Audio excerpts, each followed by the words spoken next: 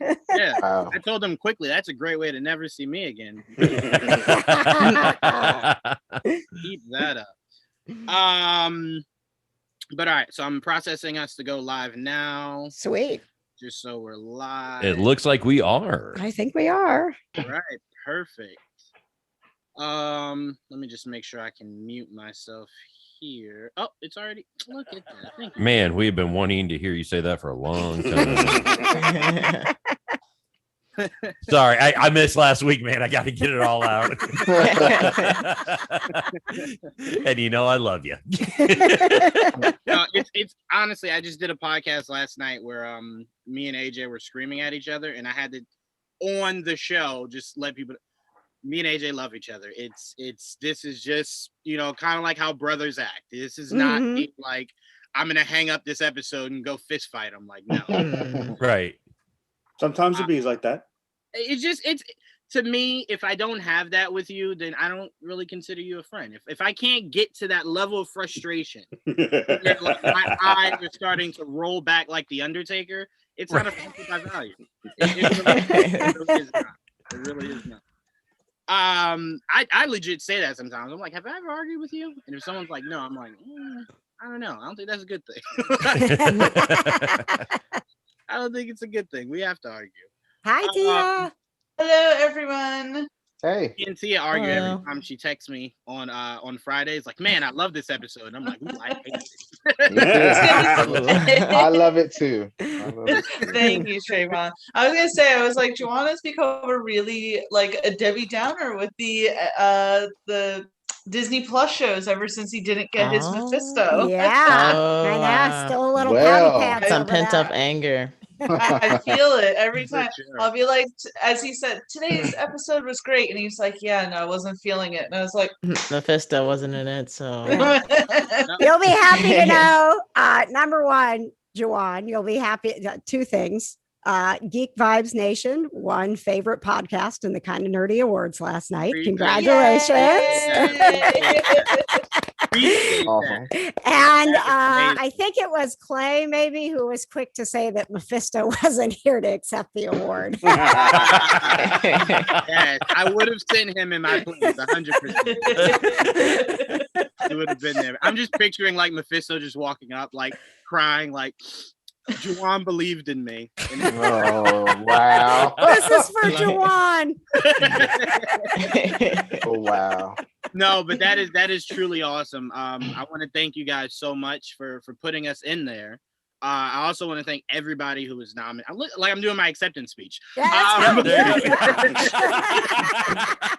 But no, it's truly an honor. I really, really, really, really, really appreciate that. But I'm already seeing in the comments. How can I not? We're playing you off. Oh, sorry. Thank you. Thank you guys. All right. I'm sorry, man. I couldn't resist that. I feel like if I ever won an award, I went up and they started playing that music, I'd be like, no. No, I'm going to stay not. here and You say will what I not go want to to say. commercial. You will not go to commercial. I will be heard. Do you know who I am? Right? You know what? To be fair, I've always wanted to do this to where it's like I wouldn't even read it, but I'd like drop a whole scroll worth of oh, like Lil Nas I X. got a few people I Yeah. want to thank. Yeah, it's just rolling and rolling and rolling, and I'm like, whew, okay, from the top. And then it's like, thank you, everybody. Good night. Right, exactly. And then I just And that's walk the off. last award you win. That would be. They're like, man, he was really good. That's in when the that politics show, comes but in. I don't want him to- No, never again. I'd accept it. As long as I got this one, that's all that matters. Hello everybody in the comments. We got Bonnie here saying, "How could I not love this episode?" It's a hate love thing that I got going on with this show for sure. I agree, Bonnie. This episode was fantastic, and we'll talk all about it. He hates Mackie, so Yeah, I think that's what it is. I It's like don't it all like that stems from word. that. I don't hate anybody. I just strongly, very strongly dislike Anthony Mackie. But it's not hate. It's not hate. It really isn't. I promise. You couldn't give him a chance? I did. See, I feel like I'm kind of in the same boat. Here's the I thing. didn't really like Anthony Mackie like too much after seeing a couple episodes. I'm like, oh, this is what the Falcon's about. But this episode, though, like, how could you not? Yeah. How could you not? I'm sorry. Even Anthony Jamie is willing to admit when she's turned around. Yeah. Anthony Mackie's very quickly becoming Black Sam Worthington, and that guy irked me. I see him too much. I don't like that. If Oh you're my not a great God. actor, I shouldn't see you as much as I'd be seeing Anthony Mackie. But all right. Well, you might. Guess you're gonna get real tired soon. Then you're gonna see him a lot more. Yep. As long as it's not a show, we won't have to talk about it, so I'll be fine. All right, let's go ahead. I'll bring it up. I'll make sure I bring it up. It's okay. I'll just mute you. All right, let's go ahead and get this started, everybody. You can bring what you got, I'm going to the top. Bring what you got. Bring what you got. I'm going to the top. Going to the top.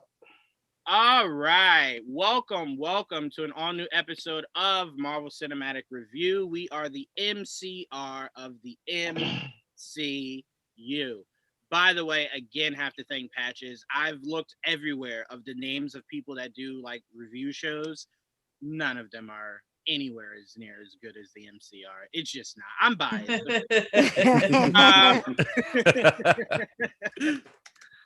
But no. So this episode we'll be breaking down episode 5 of Falcon and the Winter Soldier.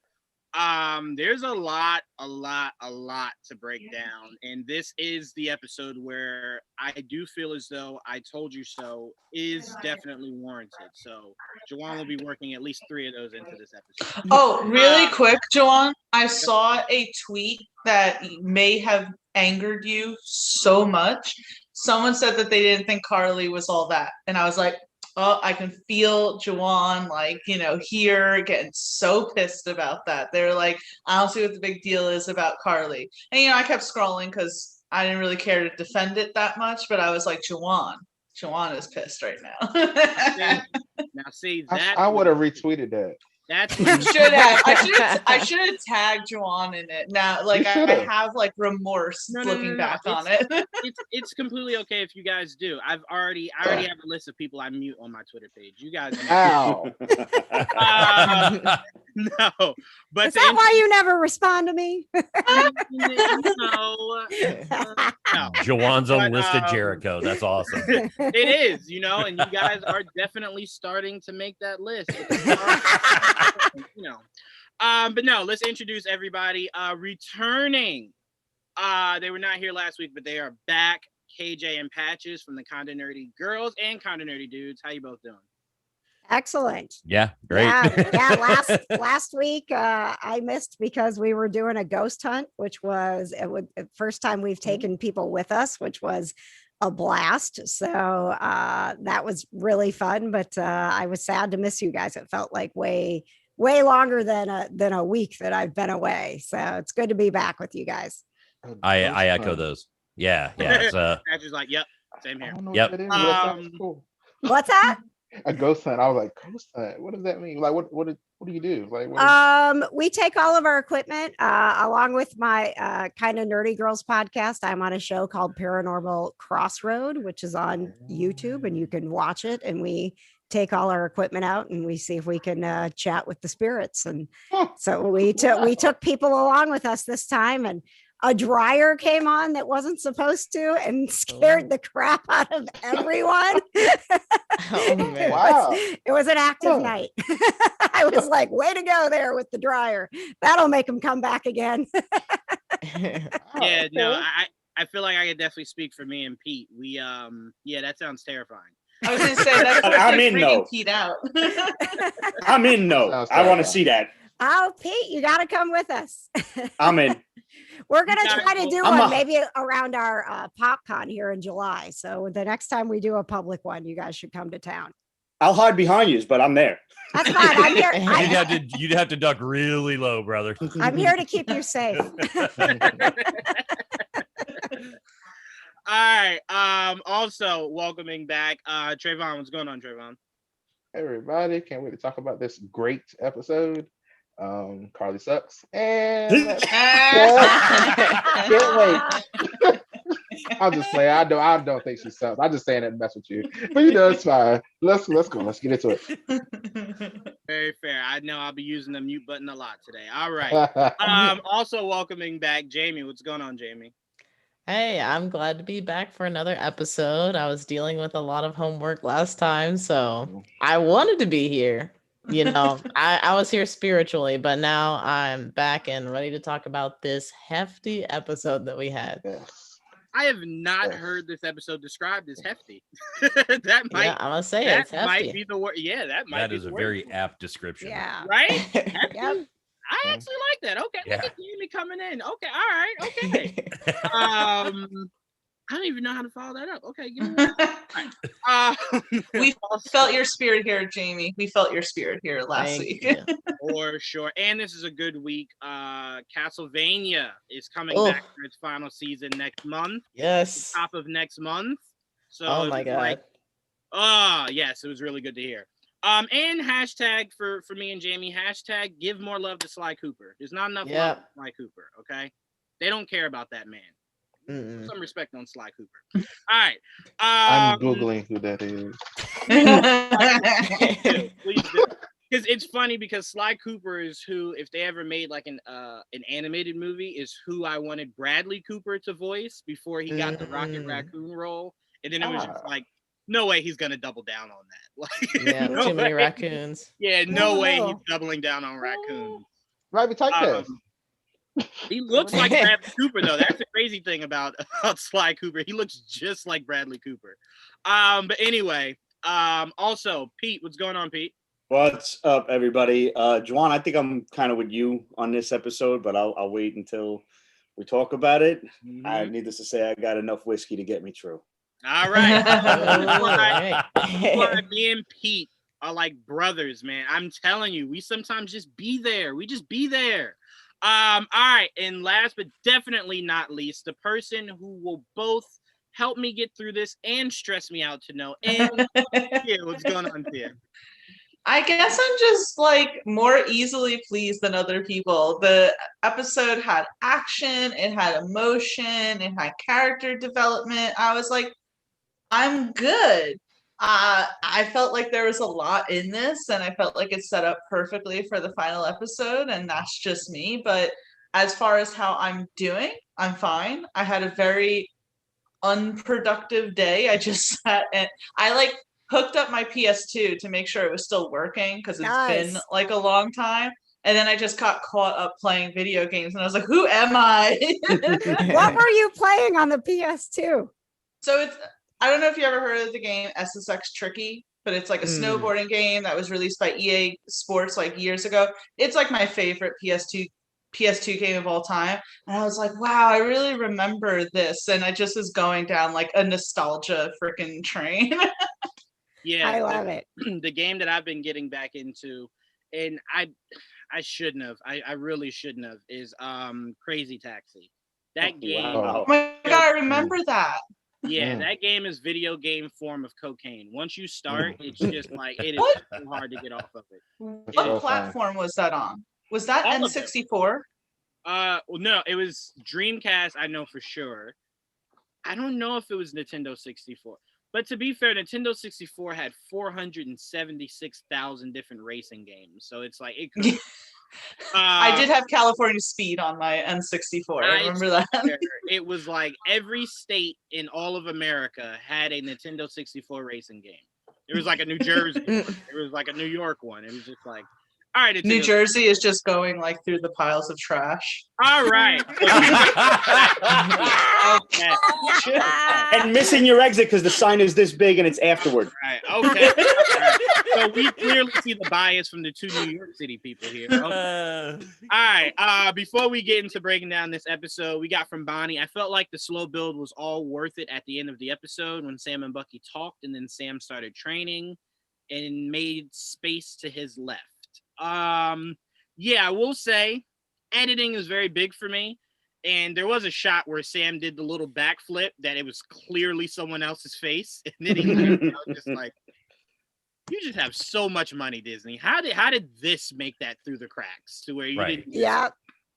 Goodness gracious. Anyway. Well, all right. and can I also say hi to Michelle in the comment section? She's actually at the Indy Fuel hockey game again tonight, watching Oh, awesome. the MCR while at the hockey. Yeah, at it's the hockey it's game. Black Panther night tonight at the Oh, that's awesome. They do That is superhero awesome. nights. So yeah, she's having a blast, but she's still watching us too. We love you, Michelle. Absolutely. nice. Thank you so much. And Jamie got some love also from Bonnie, welcoming you back, Jamie. Yeah, thank you so much, Bonnie. I appreciate it. Look at that. I'm starting to learn. Pete's trying to replace me on our Tuesday show with my dad. Feels like on this show. I feel what's going on. I'm gonna have to reevaluate some stuff. Listen, I just think we'll have more in people. common. That's all. Well, That's to what be they want. That's fair, what they want. to be fair, this is the first MCR. This is the first MCR episode where it's like we're almost even with the boys and the girls. Yeah. Like Oh. We're last getting week it there. was just me, but we got Jamie, we got KJ. We just need to knock maybe Juwan off, and then we'll be good. Apparently. It's okay. It's okay. I'll turn into Joanna Man. You won't even tell the difference. Anyway. All right. Let's go. Let's get right into it. This is a very, very, very heavy episode. Starts off with John Walker on the run from his recent murder spree. Obviously he's on the run. Sam and Bucky are following him. Excuse me. I did love the music from this episode. We heard the slow score was from when in Civil War when Cap and Bucky were fighting Iron Man. And then I also loved how Bucky drops the shield at Sam's head, same way Cap dropped it when Iron Man told him it wasn't his. I was like, okay, all right, I'm loving this, and the episode progressed. But anyway, I really did love that fight scene. I was not expecting them to break his arm and then somewhat show it. I was just like, okay, all right, yeah, not made for kids. I get you. I completely get it.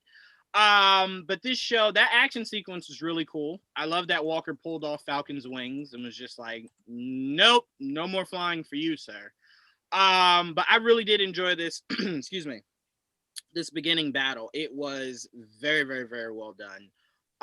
Jamie, what did you enjoy about this opening sequence? Oh my gosh.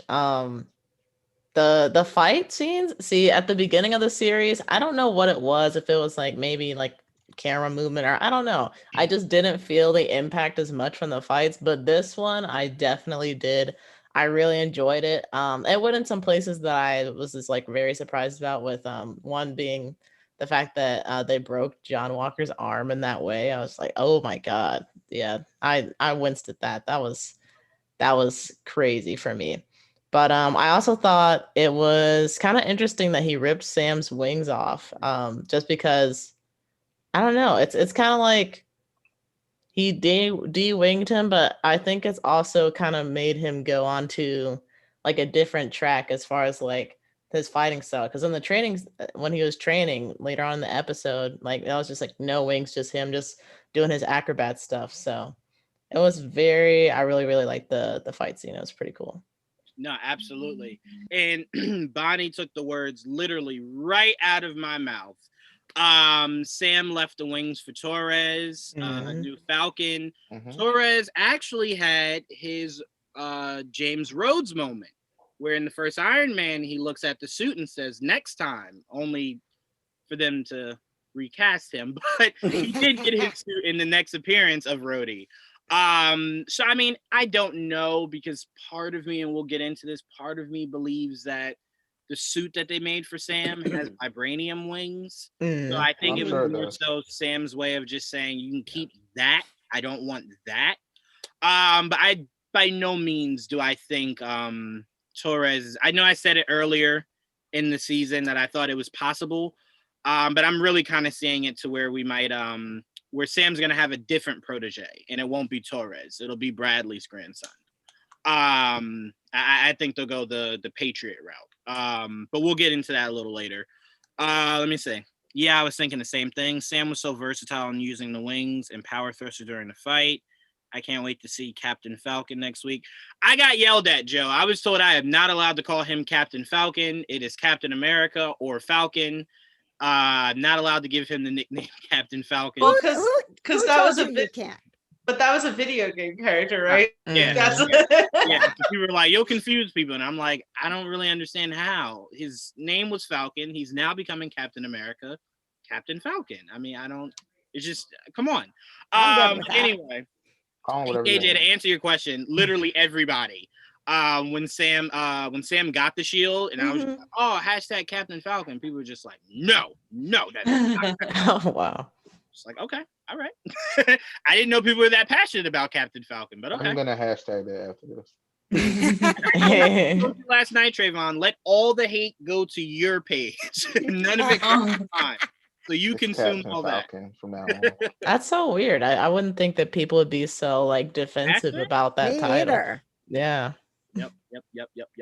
Well, to be fair, people said the same thing when I got upset about Mephisto. They're like, I did not know people cared about Mephisto, but I do. Mm.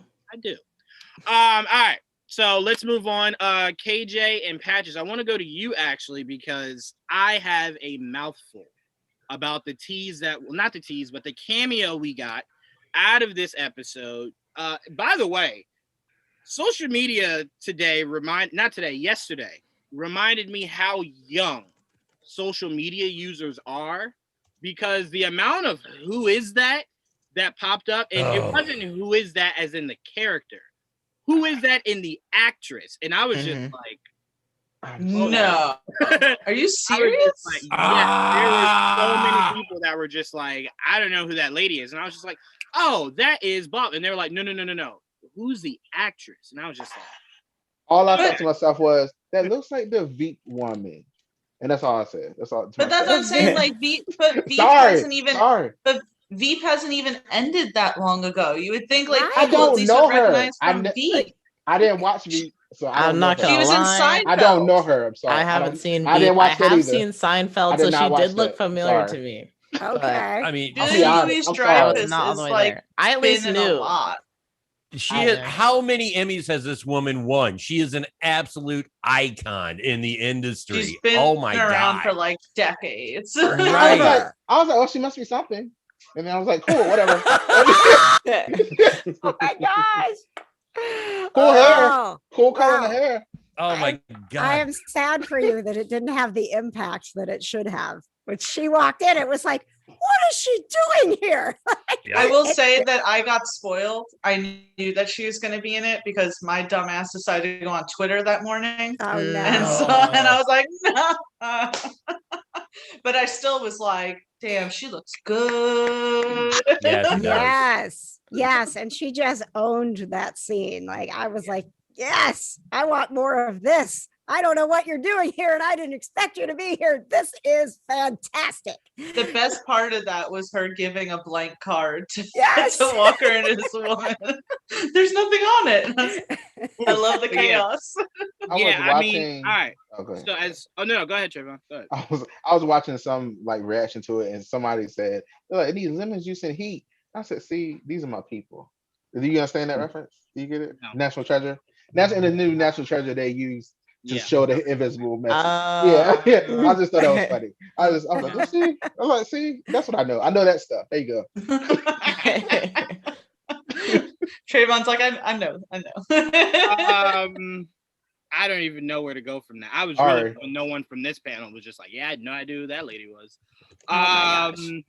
Well, we were both very, and I actually had watched it before he had, and then watched it a second time with him. So I had to like keep myself under control, so that it wouldn't be spoiled for him. But I did feel like after the fact, I'm like, man, this is so awesome. But then we only have one more episode. So what is her role going to be? It's like, is she going to continue to be a player in the MCU? Or it felt like so. That's what they were building it up to. I saw something that said she was supposed to be in the Black Widow movie. So that's when she was first supposed to appear. But I don't know. I traced that back. That's very, very, very iffy. That whole interview and article that was from an interview way back. It was more so just kind of like, the interviewer asking her that he was saying he could see her as like a Disney villain, and she was kind of alluding to the fact of like, oh, you never know, like kind of that. And then I don't know how that trickled into was going to be in the Black Widow movie. Well, you know, they Um, showed Black Widow to people like two and a half years ago. At this Yeah. point. Yeah. That movie was done for a long time. Oh, for sure, So, for sure. yeah. Well, then I think we So- would have gotten word that she was in the Black Widow movie, not that it was They necessarily wouldn't tell us. taken out. Yeah, I feel like they would have kept The that as a internet. surprise. So, No, the Yeah. internet would have definitely found it because to me, there's just very little things you can hide filming. It's why I'm shocked. We have no idea about this Doctor Strange movie, how that was able to shoot and it's then starting to leak. It's starting. and then As soon as they said it that, is now it's very starting. loosely. Now But you it's saw starting. Spider-Man very early on. We got some set photos, and then Feige was just like, "I'll kill everybody," and then it's I feel like how it is Not the with the media. Eternals. I feel like everyone's That- forgotten that that's a movie that that and Shang-Chi, like who has, you get like a few things, but since then it's like I don't know anything about these two movies. They're Yeah. keeping it so hidden. Yes, It's they really crazy. are. Go ahead, Prime. Before I go forward with Patches and KJ. Yeah, I was just thinking, you guys don't think she goes around and starts from movie to movie or a couple of more shots here and there to form a team? Yeah. Yeah, Well, I she definitely. I was gonna get. Oh, go ahead, KJ. I'm sorry. Oh no, that's kind of what I was thinking. Is that I mean, clearly, whatever her role is, she's very established in what she's doing, and he's not the first one she's recruiting. Mhm. Is Sharon Carter involved with her somehow? I mean, there could be. Right. You- Got you on that. Yeah, I mean that's what I was thinking. I'm like, who else is she? She didn't just show up out of nowhere. She's connected to everything that is going on somehow. And Michelle's comment in the here was which I really is a good idea, and is that who Sharon Carter's working for right now? Well, that she's a Madripoor. I'm gonna say because I heard a lot of people saying that, but again, I am also on the train of I do not believe either one of them are the power broker. Excuse me. Right. I do believe Working for the Sharon power Carter. broker. I do believe her intentions of whatever she's doing in Madripoor are going to turn out to be a lot more pure than what it seems like it is right now. Mhm. I do believe she has an alternative, like an alternate motive to why she's doing what she's doing in Madripoor. That'll be more so on the up and up, rather than like, oh, you're the power broker that's out here killing people and whatnot. Like, I don't think that's Sharon Carter, but. And I'm going to go right back to you, KJ and Patches, but I wanted to break down for our listeners and our viewers who Contessa is. Contessa, a.k.a. Madam Hydra, even though that was very, very, very short-lived in the comics, goes by Agent 14, was a former S.H.I.E.L.D. agent in the comics, had a history with Nick Fury, played a huge role in Secret Invasion because she was replaced by a Skrull. Okay. She also worked on a pretty much like a female force team with Sharon Carter in the comics. I think what they could be doing is blending the two. She could also be a blend of Victoria Hand, who is a high-ranking S.H.I.E.L.D. agent, who is also the deputy director of the Thunderbolts Initiative during the Dark Reign comics. So Dark Reign could also lead us to Norman Osborn if they are blending the two characters. Heard up. She could also be working for Ross. This season could end with Contessa walking by the cell Walker and Zemo are in, offering them a chance to do something better for themselves. And that would be joining the Thunderbolts. Like how Fury showed up to Stark at the end of the first Iron Man. I also just wanted to throw this in, and then KJ Patches, go back to you. If she is working with Ross and they are forming the Thunderbolts Initiative, I do hope this is the team. Zemo, Walker, Ghost, and Agatha Harkness. I hope that is our team that goes into the Thunderbolt world. And then if they want to make Red Hulk, I don't think we'll ever get it. But that could be the final member of that actual Thunderbolts team. But to me, I like it because it's something that Zemo could lead. He would obviously butt heads with Walker, kind of how like Deadshot bumped heads with Joel Kinnaman's character in that Suicide Squad movie. But I would love that team. And I would love if this season ended with her going to the raft and kind of going, yeah, how would you guys like to join this initiative? And they're just like, I just want to be out of jail. Sure. But KJ and Patches, with that information, like, was this now having that information? Does this cameo kind of make it a lot more cooler, taking out who it was, more so for what the character could be going forward? I think it was a little of both because, like what Tia and KJ were saying, when she walked in here, she owned that scene. Like, every bit of focus, like sitting in between him and his wife, just like, he's like, yep, scoot, scoot. I don't care who you are, scoot, scoot. And then at the end of it, it's like complimenting how, what a badass she is. I thought that was a really cool thing. But her delivery, I mean, yes, that was a great actress that played that.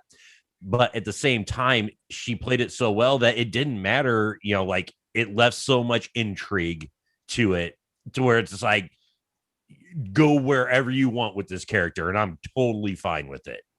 Right. Well, and I think part of that, in knowing that we've got one more episode left, it did add to the intrigue, because no matter where you thought this was going, all of a sudden there's this new, obviously very powerful player that's good, that can take it somewhere else. So I thought that was a cool turn in the story that I didn't see coming, which I feel like up until that point, even though I've been enjoying the series, I don't feel like there's been a lot of, things that weren't necessarily predictable. There haven't been a lot of like, oh, this is out of nowhere. It's kind of been the hero villain formula. And this was something that kind of caught me off guard. So I thought it was very significant, regardless of who was playing this character, that it was clear that she is going to play a part in how this story ends in the final episode. Yeah, to me, it was more so, and that's why I'm kind of like, I don't know why they're doing it. Me and Trayvon talked about this a little bit. They got to stop with this hype train of what to expect from these seasons, purely because it's never going to live up to the hype that you keep building up. Paul Bettany built up that hype. Now, with seeing White Vision. The irony of this coming from you, though.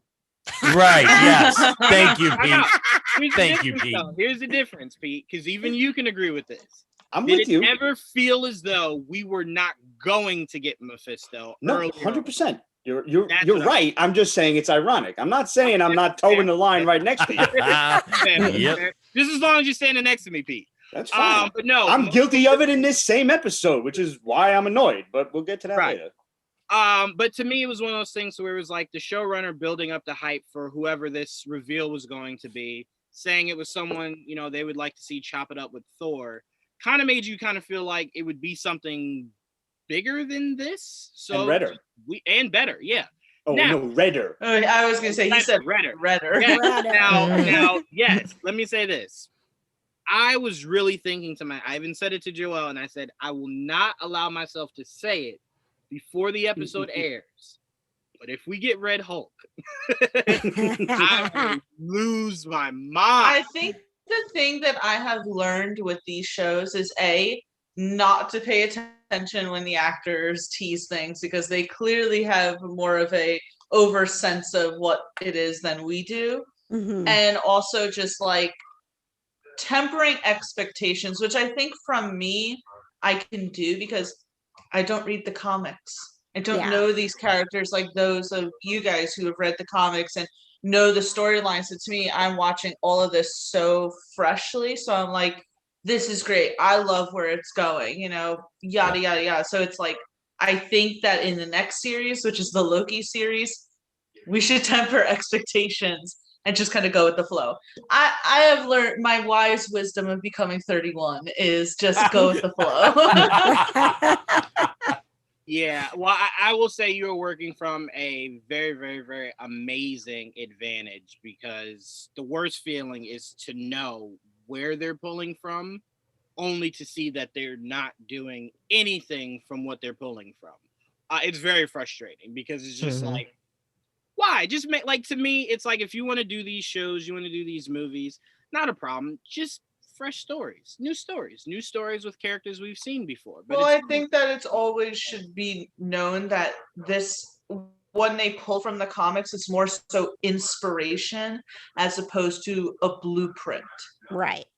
I mean, Loosely you say based that, on but I tell you right now, Infinity War was as close as it legally could be to the Infinity Gauntlet saga. It was, I mean, almost step for step.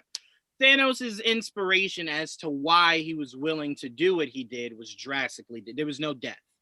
But everything else was as close as you can get. And I mean, that snap was just like, never thought I'd see it. So it's like they do it when they want to do it. It's just they choose not to do it a lot more. Maybe it's just the Russos that like doing that. You know what? You know what? Can I say something, Trayvon? I'm glad you said that. I've always said I don't think anyone in the MCU's history of directors understands its characters to the level of the Russo brothers. You watch Ragnarok. I thought he did an amazing job with Chris Hemsworth and Thor. Then you go to Infinity War and you're just like, no, that's Thor. Like that right there is Thor. That's the guy I've been waiting for. Even seeing Iron Man finally use the extremist technology of the nanites just kind of consuming his body. It's like, see, they get it. No one, like Favreau to a degree, kind of really didn't get the visual of what his suits were supposed to do. So it's like, I really do think that's why when the Russo brothers were like, I would love to come back and do an X-Men movie or X-Men versus Avengers. I'm like, do it. Only people I think could. But all right. I'm gonna move on to you, Pete. So we kind of get a downtime kind of in this episode, and that's where my only issue of this episode came from. I think I was telling you, Tia, I was telling you, Trayvon. My biggest issue with it was that I felt as though it was out of place. It was as if and I know people argue this all the time, but when you watch Age of Ultron, and you see that they went to Bucky's house. I mean, not Bucky's house. Hawkeye's house. Oh, okay. It was one of those things to where it was like, if this was a series, like a 22 episode series, that would be fine for an arc. But the fact that you're a movie, a downtime in the height of a battle was kind of just like, no. So my biggest issue with this was it just came out of nowhere, and then it just went too long. Like showing us them fixing the boat. That's all stuff that you could have had in like episode 3 or episode 1 where they were talking about actually doing something with the boat.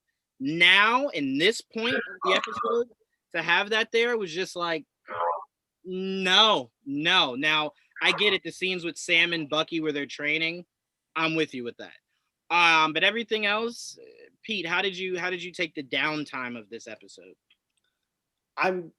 I wouldn't compare it completely to the scene at Hawkeye's house, although it did seem to kind of come out of nowhere. But in hindsight, they got their asses kicked and really needed to regroup. Sam and Bucky didn't get their asses kicked in this. Like they just like, okay, there's nothing to do right now. We just got to wait for them to show up again. So let's chill for a bit. And yeah, there was a lot of exposition here. This is finally when they become buddies. They didn't really like each other for the most part. So now we have to have the reconciliation scene, I guess, for lack of a better word, where, okay, now maybe seeing this, we're going to get like Buddy Cop Show season 2. And let's honestly, they have great chemistry together, the two actors and the two characters, the way they kind of play off of each other. It's pretty funny. The training sequence, that weird ass game of catch, I probably could have done without, because to me it was like they're throwing the shield back and forth, banking it off of the trees, and then afterward Sam's throwing it a little bit harder and he's ducking out of the way. Like, bro, you were just catching it.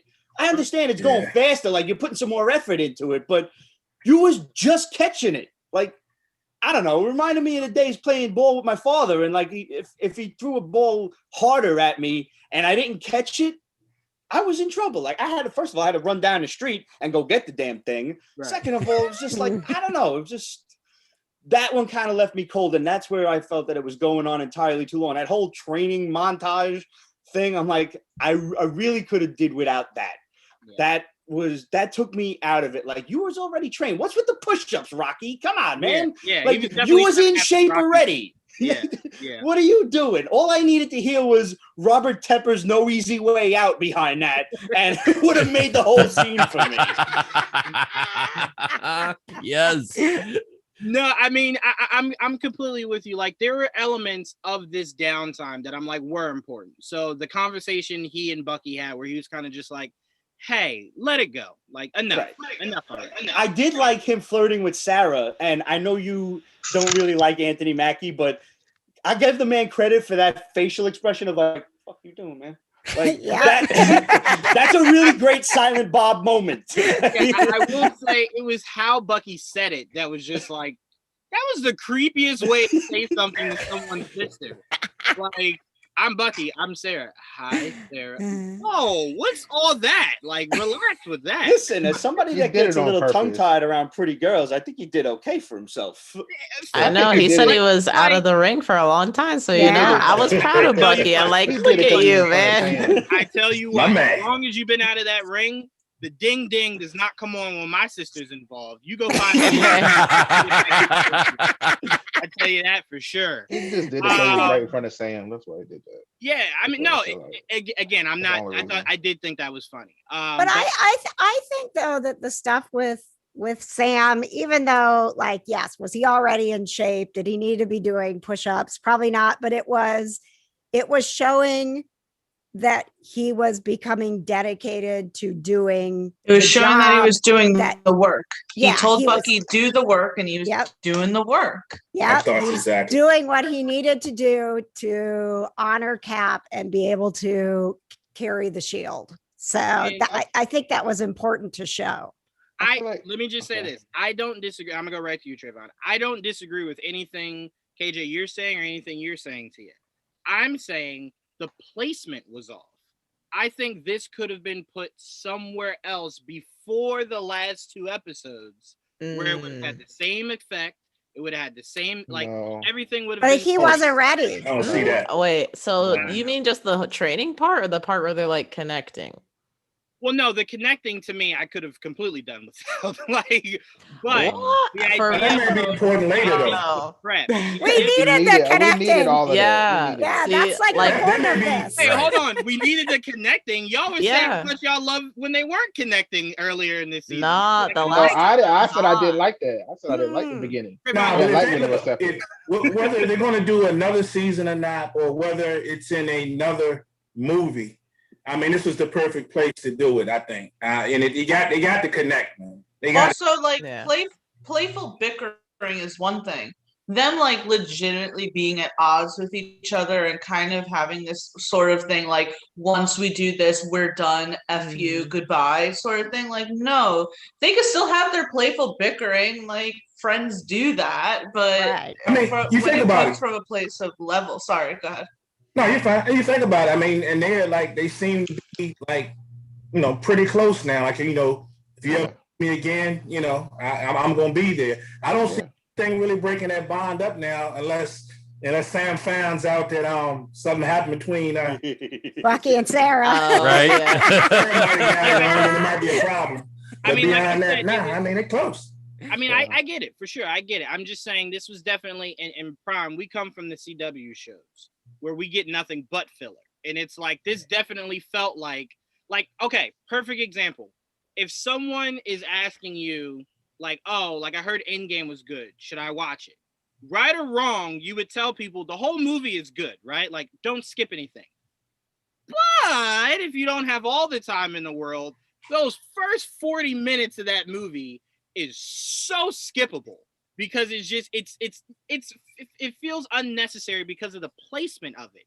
You're in the prime of battle, figuring out how to get back, how to get the world back and everything, and it's just like, I'm watching nothing but dialogue here. Like, I want none of this. Agreed. So to me, it kind of just felt like the placement of it. I don't think it doesn't belong in the series. I just thought this was a weird place to put it, and then it's like, Sam going through this fight to get the shield back, it's like that was his moment of kind of realizing, like, I gotta honor Steve and really step up and be Captain America. I get that, and I'm saying if you remove that whole sequence of the not the training, because I guess you can make of the shield throwing, even though Pete, I do agree with you, he did throw it like right after Bucky left and just went, "Oh god damn, this is tough." And it's like, you just got it. What are you talking about here? And he's like, man, maybe Bucky being here is what helped me. Like, I don't know. I saw something that said like maybe the scenes were shot in reverse, but for some reason they put like Bucky's scene before his training scene. Let me say this. I said this. I can't remember what show I said this on. Oh, Trayvon, maybe I said this last night. Yeah, I said it last night. I do believe that this show originally had a plot of a worldwide disease that the Flag Smashers. Remember in the first episode they mentioned vaccines and then never mentioned it again. That was the original plot. I think everything else is more of a background plot. And when they went back to do reshoots, I think they reshot a whole lot of this. It's why you see a lot of dialogue where you're not seeing the person say it. They're like off screen, but you hear it. Anyone who knows editing, I see KJ. Anyone who knows editing, ADR. That's 101. Yeah. So to me, I feel as though maybe that scene might have been somewhere else, but when they reshot everything, they needed to put it somewhere, so they put it there, and they kind of did the episode to fit it to where it fit within that whole montage. But a lot of this feels too. I'm sorry. Go ahead, Trevor. I feel like there was something like Black Widow-y in here that got taken out too. Like it has to be an explanation why this show was supposed to be before WandaVision, then it all of a sudden was after. I was like, so why do they need that much time? Like if the show is almost done, like why? And I think after Black Widow got shifted, and they were like, well, we have to really change this thing, or it's gonna spoil Black Widow. I feel like that's the thing. The actress, and by the way, Prime, I've been waiting for this day to give you your props. Guess what show I started, and I'm almost fully caught up, Prime. What's that? Queen of the South. Ah, yeah. Come on, my man. So I think one of the people who got the short end of the stick because of reshoots on this show, Mama Danya, who is played by the amazing actress from Queen of South. Yep. I think that whole arc was more so this major disease. Kind of sounded too much like COVID, so they kind of took it out. So this show feels heavy in the reshoot aspect of it all. So I'm just, that's what I mean by its placement. I kind of feel like its placement didn't need to be there. But I mean, I think Pete kind of echoed everything that I felt in everything that he said. And did anybody catch what his nephew called him? Uncle Sam. Yes. Yeah. Yeah. Yep. I was just like, okay, all right, okay, be careful. Yep, they're laying it on heavy that episode. I thought they said that in the first episode, though. I thought they did, but they said it so many times in this one. Yeah, it was just like, hey, we're gonna say a lot. Prepare yourself, and it was just like, ease off the gas pedal. But I skipped over something that I actually want to go to you for, Prime. And I skipped over it. When I was talking to KJ and Patches about Contessa, and that was us pretty much seeing Walker get court-martialed, I guess, to a degree. I just have to say, I know he gets a lot of flack because y'all love Chris Evans' Captain America so much, but he is putting on an acting clinic right now. This guy is freaking amazing. Hang on, before you go to Prime. I said that last week. I said we need to give Wyatt Russell some props. Yeah, but overall, the internet is very much like, I don't know who he thinks he is, but he's got to go. And it's like, all right, okay, relax. Chris Evans is Chris Evans, and it is what it is. But I feel like Wyatt Russell, to an extent, is it's kind of laconic of him. He's like, I'm really angry. We should be doing this. And it's like, dude, your presentation of your anger and like your passion for why you're feeling that way is very, very vanilla, in my opinion. Like it's as Walker, and I cannot. I'm not buying his character development. No, I'm not either.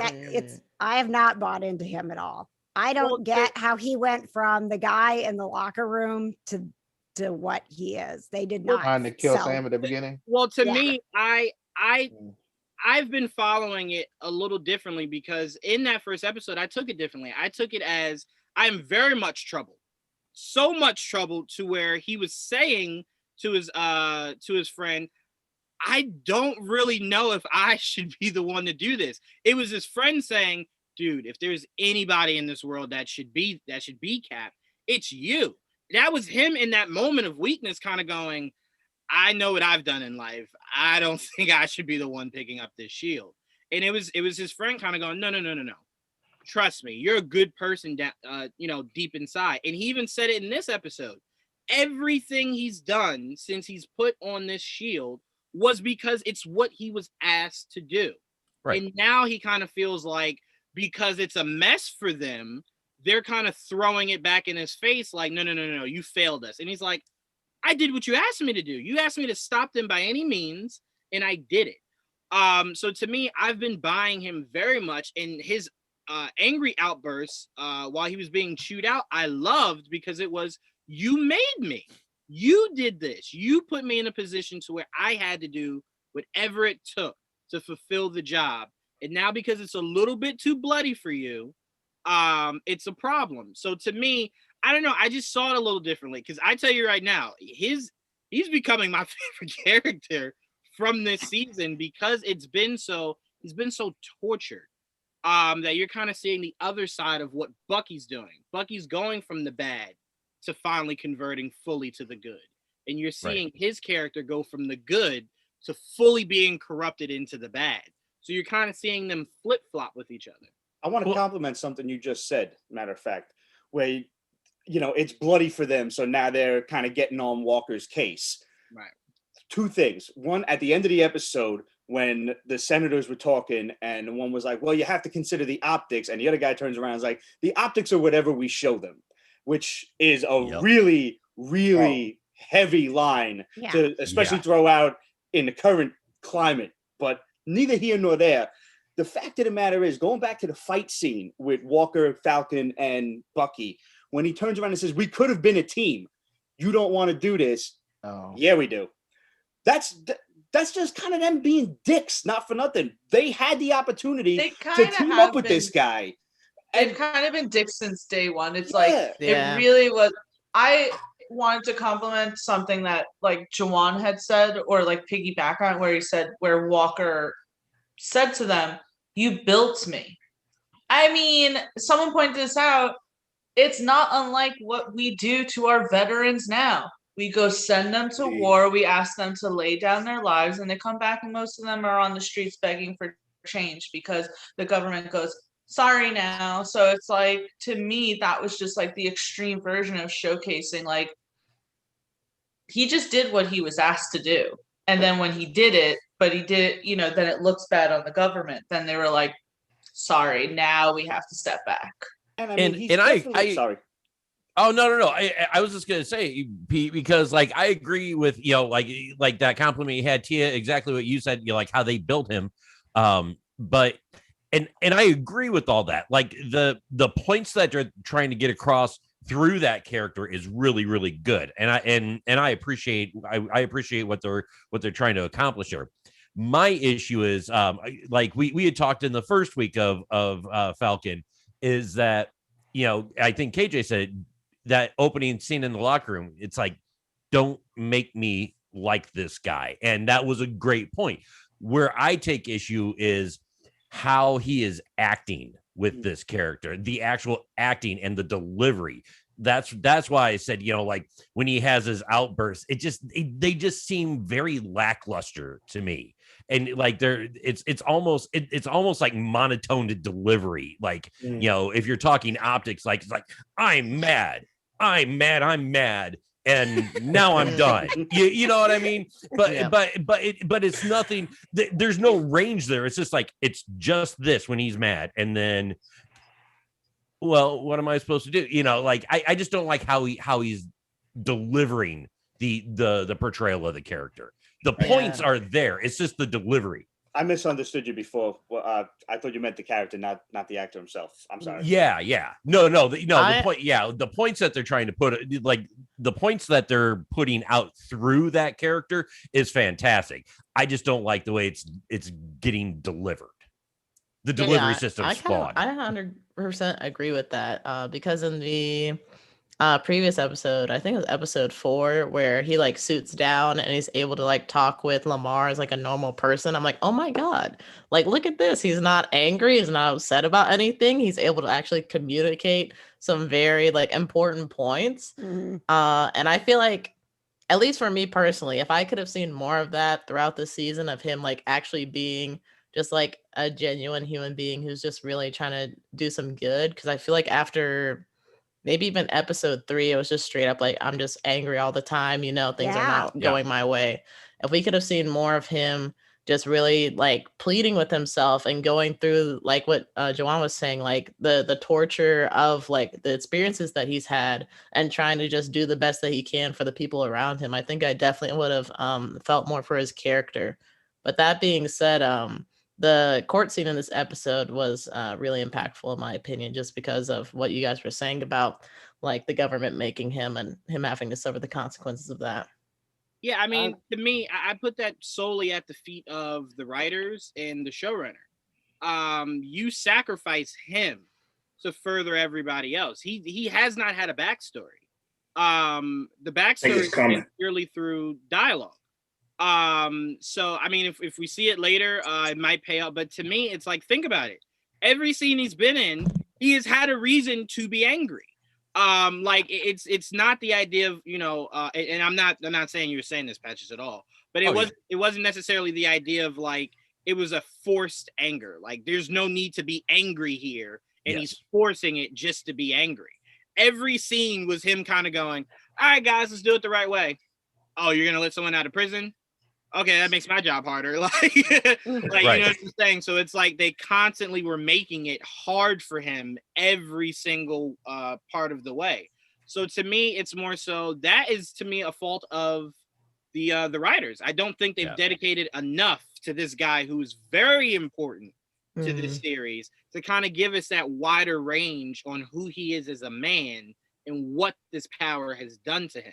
That's because I think that's why oh, sorry, Trevon. Hey, you go ahead. I think that's what I've struggled with is in that beginning, that locker scene, I thought they were going to make him someone that I would care about enough that I would struggle with what he was doing. And instead, it was like that scene was there. And then the rest of the time, he's just an unlikable dick. Like, it's like, that's what I'm saying. That's the point of they never revisited who he was as a man.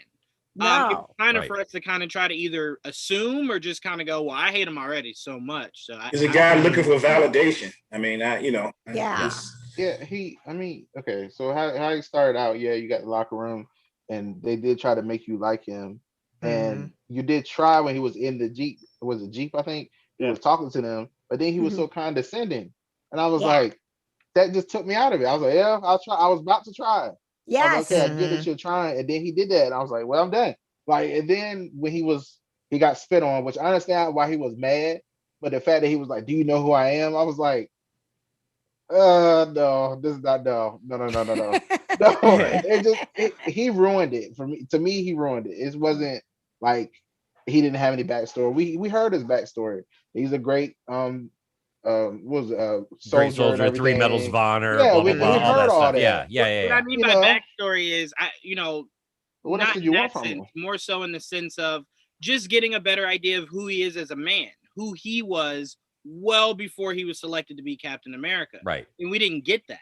Well, and like how he and Battlestar were talking, like the stuff that they did, on their previous tours, look, okay, that's fine, but expound on that, like what happened to where we can actually understand what, like what's going on up here to kind of maybe feel your inner strife a little bit more. I agree. Yeah, they did a lot of telling and not a lot of showing. Yes. There's a lot of the pressure too of putting that suit on and the shield carrying around.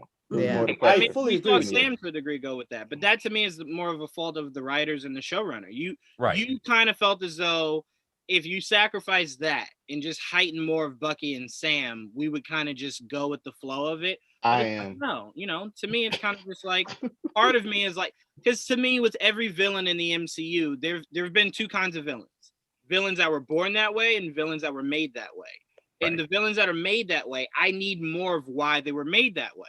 Yeah. And if you don't give me that, it kind of just falls in the thing of like, well, I mean, yeah, you can kill him here if you want. I don't really. It just becomes convoluted and uninteresting. Yeah. Right. Exactly. And it's why I said I thought the Russos dropped the ball on Zemo because, I'm like, what is this? Like, okay, yeah, your family died, but who is Zemo? Like, that's what I told you guys. And when we first got him in this series, I'm like, I'm curious, is Zemo a legacy thing? Is the hate a legacy thing? Only for us to find out that it's not. Just being rich is a legacy thing. But to me, I just want to know more about the heroes that were created more so. Because if you're born that way, I don't need to know anything else. That's just the environment you were raised in. I get it. It sounds like you want a John Walker origin movie or something. I'm like, you really think we're gonna get something like that? Or even a Zemo one? Like, no, but what I'm saying is you can do it through dialogue. I don't expect that. You can do it through dialogue. I don't need a movie. I don't need an episode dedicated. Dialogue answers everything. But I'm sorry, Tia. Oh, no, really quick. I was just going to say, for me personally, I just feel as if John Walker's explanation is there. It's very small, but it is there, and you just fill in the blanks. And that's just how I feel about it. To me, I'm like, I understand. I already fill in the blanks here and as to why he is the way he is. I think that the writers did just write him as an unlikable character. They probably said, like, this will be the person where because we're already making Zemo so likable. We can't have two villains who are so likable.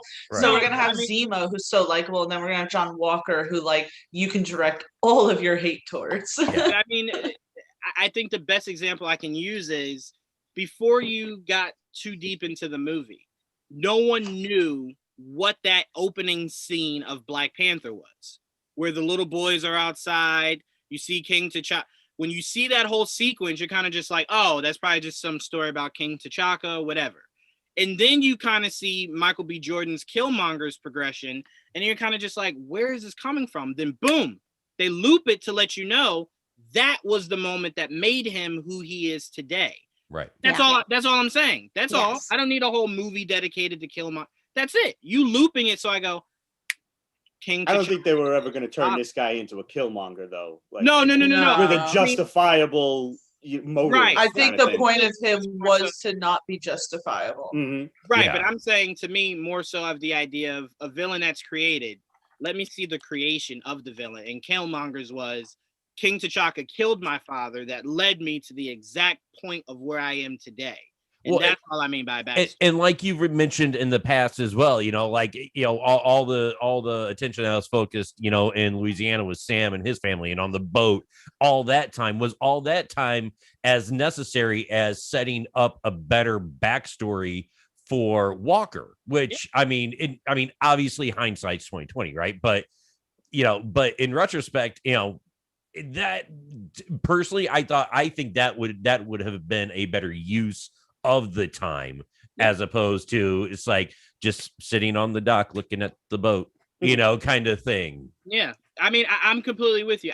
I just feel the same about this as I always did about, you mentioned Budapest. There's a good chance we will all die before we ever see what the hell happened in Budapest. I never needed to see Budapest. We don't need to see everything. It's what brought them closer. Budapest. Okay, and then I can fill in blanks there and go.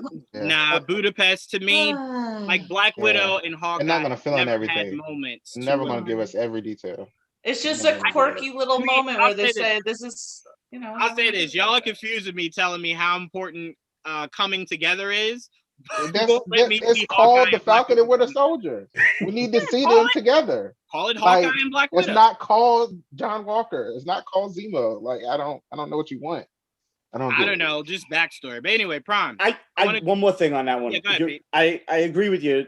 I could have done with like a little, maybe 10 minutes. And you're absolutely right with the not staring at the boat, but give me 10 minutes of backstory of maybe him and Lamar in the shit in like Afghanistan. Right. Exactly. I like the boat. Let me scene. see I did Lamar too. I did holding too. him in check. I did too. Let me see the Right. PTSD at work, and let me I didn't see care Lamar about- keeping him calm, which is, I think, what Bucky and Sam could have done, but they just decided to be jerks. Well, you about know, they were like a clique, you know, like I in know, I high get it. school where they were like, you can't sit with us. And it's like, well, why can't I sit with it. Avengers And that's only, exactly how it guys. felt.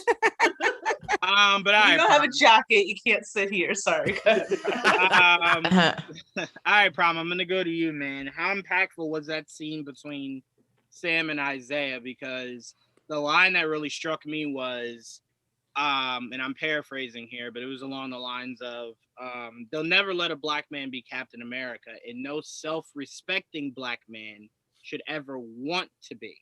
And I love that because I'm just like, no, I kind of see where he's coming from. I kind of see it because when you look at it, it's the syndrome of, are you working with them or for them? So becoming Captain America doesn't mean you're free, doesn't mean you're your own man. It means you're who they want you to be when it fits. And when it doesn't, they will do to you exactly what they did to me and erase you from the boards. They So when won't he do said that that, this I was time. just like, yeah, Sam, be self-respective. You know what I'm saying? Like, come on, put that shield down. But that's how impactful I think that dialogue was to it. For a second, I was just like, nah, Isaiah might be on to something here. But how did that scene? How did you take that scene between the two? First of all, can we give it up for Carl Lumley, man? Oh yeah. Yes. Come on, dog. Yes. That he incredible. I mean, after watching him in this series and especially in this scene, I can't even picture anybody else playing Isaiah. Like he was ridiculously good. But yeah, that was really deep, and you can understand his reasons, every reason for saying that, whether you agree with it or not. I mean, this guy is seen it all. He's had everything done to him. He's deeply, scarred for life, betrayed. Looking at it for all perspective, especially a black perspective.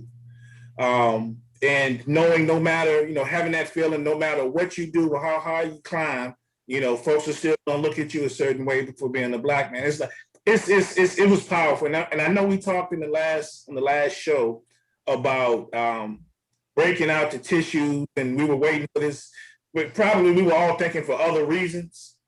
This is this scene that struck me the most, like deepest. I'll be honest with you, my eyes kind of watered just a little bit because this dude, everything he said, he was saying, I felt it, and he sold it so well. But that scene was just like, it was incredible, man. It was just incredible. Yeah, I mean, and it goes to like what you said. You'll always be a black man first and foremost, before you're anything else. It begins and ends there. But no, it was really powerful, and I think it was something that gave Sam kind of that validation of this is the right thing because it's how I can change the narrative. And too, and remember when just the fact it was almost.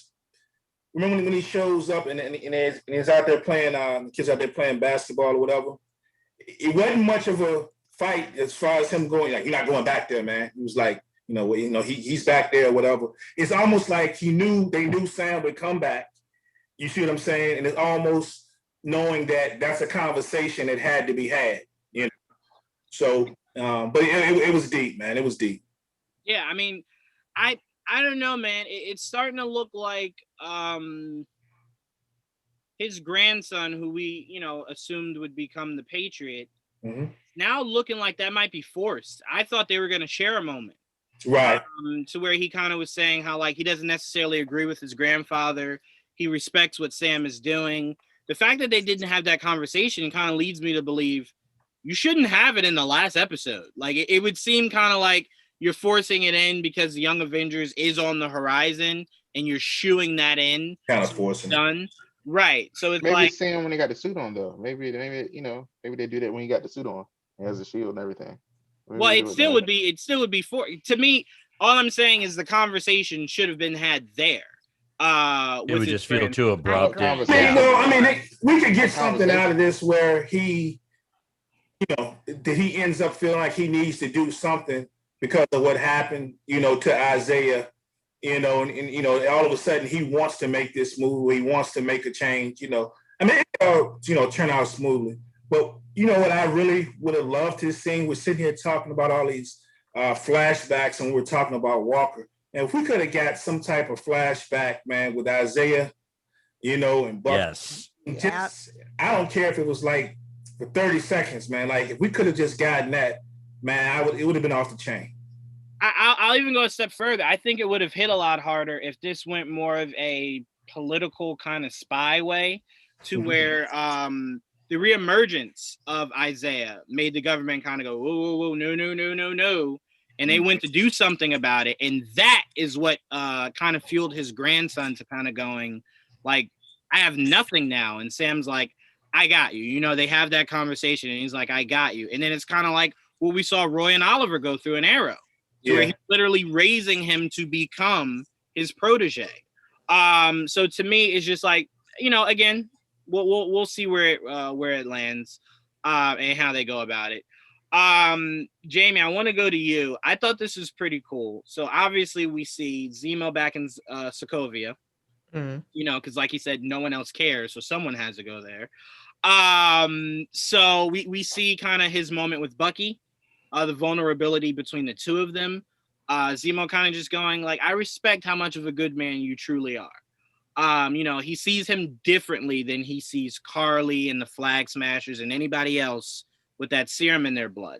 But I more so want to ask, I'm going to give you a chance to kind of go through that whole conversation he had. But what were your thoughts when Bucky said he needed a favor? From the Dora Milaje. What did you think that favor was? Honestly, I was just stuck on the fact that he was asking for a favor after she's like, oh yeah, by the way, don't come back to Wakanda for a little bit. We don't want to see you. We're not on good terms right now. So the fact that he even asked for a favor, I'm like, Bucky, did you not? Because Were they you got a not listening? He did not listen to anything she just said. He was just like, By the way, He's a very socially awkward man. It's because they have an actual relationship. Yeah. He knew he could still do that.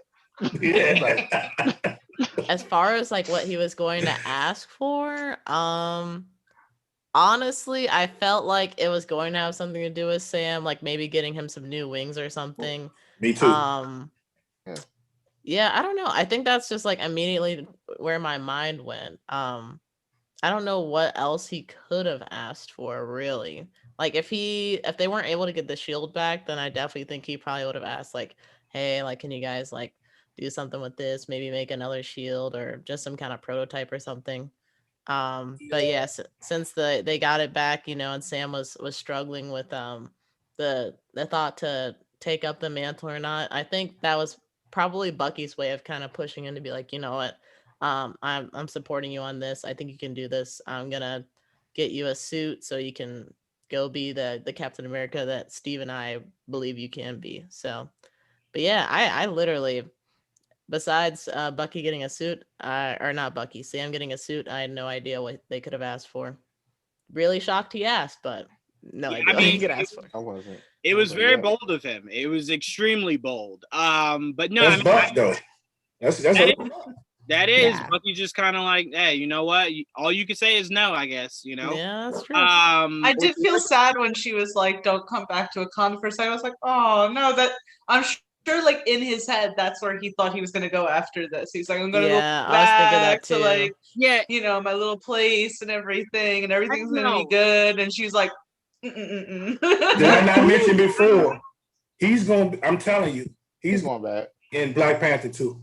Yeah. I don't know, because I'm going to say this. To me, Bucky's a very, very, very smart individual. I don't think it didn't cross his mind when freeing Zemo that it was. I mean, remember what he said? When AO showed up, he was just like, I assume this was coming at some point.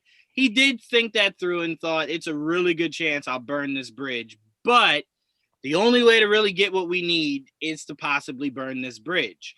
So I think that was AO's way of going, hey, I talked to T'Challa, dog. He is not feeling it. You cannot come back here. like kind of like when like the brother gets kicked out of the house and he's like asking the sister, like, "Can you sneak me out some food?" And it's like, I talked to dad and he does not want you back in this house. Like, do you think they like packed up his stuff and like left it like on outside the boundary? I really do think if Bucky shows up there, he will get the jazz treatment from Fresh Prince, and they will toss his ass right out the door. He's going to show up. I'm telling you, they've got it. They've laid this perfectly. He can't come back. But when we finally get this movie, he's going to show up at a critical time. He's like, "I'm sorry, Ayo. Please forgive me. Let me come back." Y'all need me right now. Yeah, we'll definitely see how. It'll just be interesting to see who is the face of Wakanda now, because that'll be what's the determining factor. Because if they do play it along the lines of T'Challa is no longer with us, Shuri could be the new leadership that kind of goes, it's okay. Maybe. I saw something that said, I don't know the actor's name, so I apologize. But it said the guy who's playing Bucky is thinking about like possibly not being Bucky anymore. So that's why there's like it's up in the air as to whether there'll be another season or not of Falcon and the Winter Soldier. Yeah. So if they do go that route, I saw the opposite. So he was like, could wait to do more. Well, no, I don't know. I'm just watching. He would do anything for Kevin Feige. So I think that was his way of saying. If Feige wants him back, the answer is always yeah. I mean, everybody who's left is said that. So, I mean, I don't think anyone's ever left to where they're like, I will never be back. Yeah. Well, maybe only one person has ever said that, but he died anyway, so it didn't matter. But it was Red Skull. Yeah. Hugo Weaving was just like, hell no, I will never do this again. Yeah, and then they just recast it, and they're like, we just put a shit ton of makeup on him anyway. So like, no one cared about you anyway, Hugo. Like, I mean, it's the same way that Terrence Howard was just like, everyone will miss me, and they were just like, okay, boop, boop, and everyone was just like, okay. No, actually, like, not for nothing, sometimes I forget. Like, I rewatched Iron Man 1 beginning of the pandemic. I was like, that's right, Don Cheadle wasn't always Rhodey. Yes, too bad. We did the same thing not too long ago. I'm sorry, I call that an upgrade. You get Don Cheadle? Oh, yeah. Like, come on, man. It's an upgrade. All right, we're not about to do that to Terrence Howard like that. I guess because I've just seen more of Don Cheadle than I have of Terrence Howard, you know? Yes. Okay. I tell you right now, Don Cheadle ain't got a hustle and flow in his back pocket. I'll tell you that. I'm here for a count, He ain't got no hustle and flow in his back pocket. But doesn't Don Cheadle have an Oscar? Does he? For what? Hotel Rwanda. Yeah, best supporting. Yeah, Hotel Rwanda. I swear I forget that movie. That was a movie. All right, that was a movie. I always forget that was a movie. I swear I do.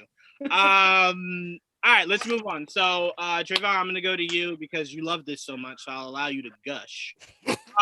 We go right into Sam going back home. We seeing him kind of unwind the fishing nets or whatever with his nephews.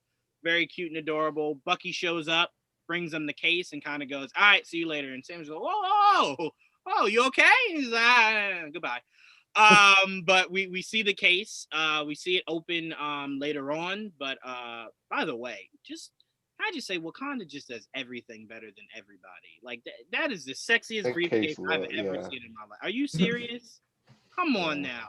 Someone could bring me that briefcase and it's empty, and I would still be very like gracious. Like, oh my god, this briefcase is awesome. Like, I'll take. It's a nice briefcase. You could you could take that on interviews and everything. People would be impressed. Like, I don't know, it's really cool, really cool. But anyway, Trayvon, your thoughts on this whole montage of Sam kind of going back to being a family man, kind of regrouping, and I guess kind of. How do I want to say this? I guess realizing his purpose in this moment of downtime. I just think, so when he got back home, he was working on the boat and everything, and he finally decides to call on his community to help with the boat. I thought that was I thought all that stuff was really nice and sweet. I don't know. I had no problem with this part. Like, I really loved it. I thought it was cool. And when he did that, he was like, "How do you want to get off the boat?" And then when Bucky picked it up, I was like, "Oh, great! He's here." That's how I felt. I was like, "This is great. Yeah, I'm glad he's here. Glad he's here to help." And then he was like, "Needing help." I was like, "Yes, yes, he does. Yes, he does. You stay here and you help. I love this. You stay here. Like, I love it." And it just to me, it just made them closer. And I just think that's what we needed. Like you said, they were bickering and stuff before and cracking jokes and everything. That's cool. I like that stuff too. But I like that eventually they got to the part where they like basically told the truth about each other to like they were like, you need to work on that. You need to work on that. They needed that. I think they needed to hear that. And I feel like you said about, Bucky has been avenging. He hasn't been, he say making amends, but no, he's been avenging. He's like, no, you need to actually get some closure to some of these things and maybe you'll feel better, actually really feel better, not just going with the flow. That's how I felt like Bucky was doing. And, it was Sam, he's been juggling with this. And when he talked to Isaiah, he listened to Isaiah, but just like he said, he didn't care what Steve thought or whatever. Because when he said that, I was like, okay, I get what you're saying. He wants to make up his own mind. He doesn't want anybody to tell him this is what I should do or shouldn't do or whatever. I want to make my own decision. I think that this whole montage, this whole them talking, being with his family, feeling like get back to his roots. And then, when he was throwing the shield around, I felt like, yes, he's strong already and already, whatever. But he's never used the shield like this. He got the shield from Steve, but he just kept it in the case and then put it in the museum. I feel like he's never like went around tossing it and cashing it over and over again. Like, I don't think that was his thing. He didn't want to do that. And now he actually wants to. And that's why he was training with it so he could get good with it. He's like, okay, well, now I'm going to actually use this thing. So then make sure I don't cut my head off, as we saw when he ducked.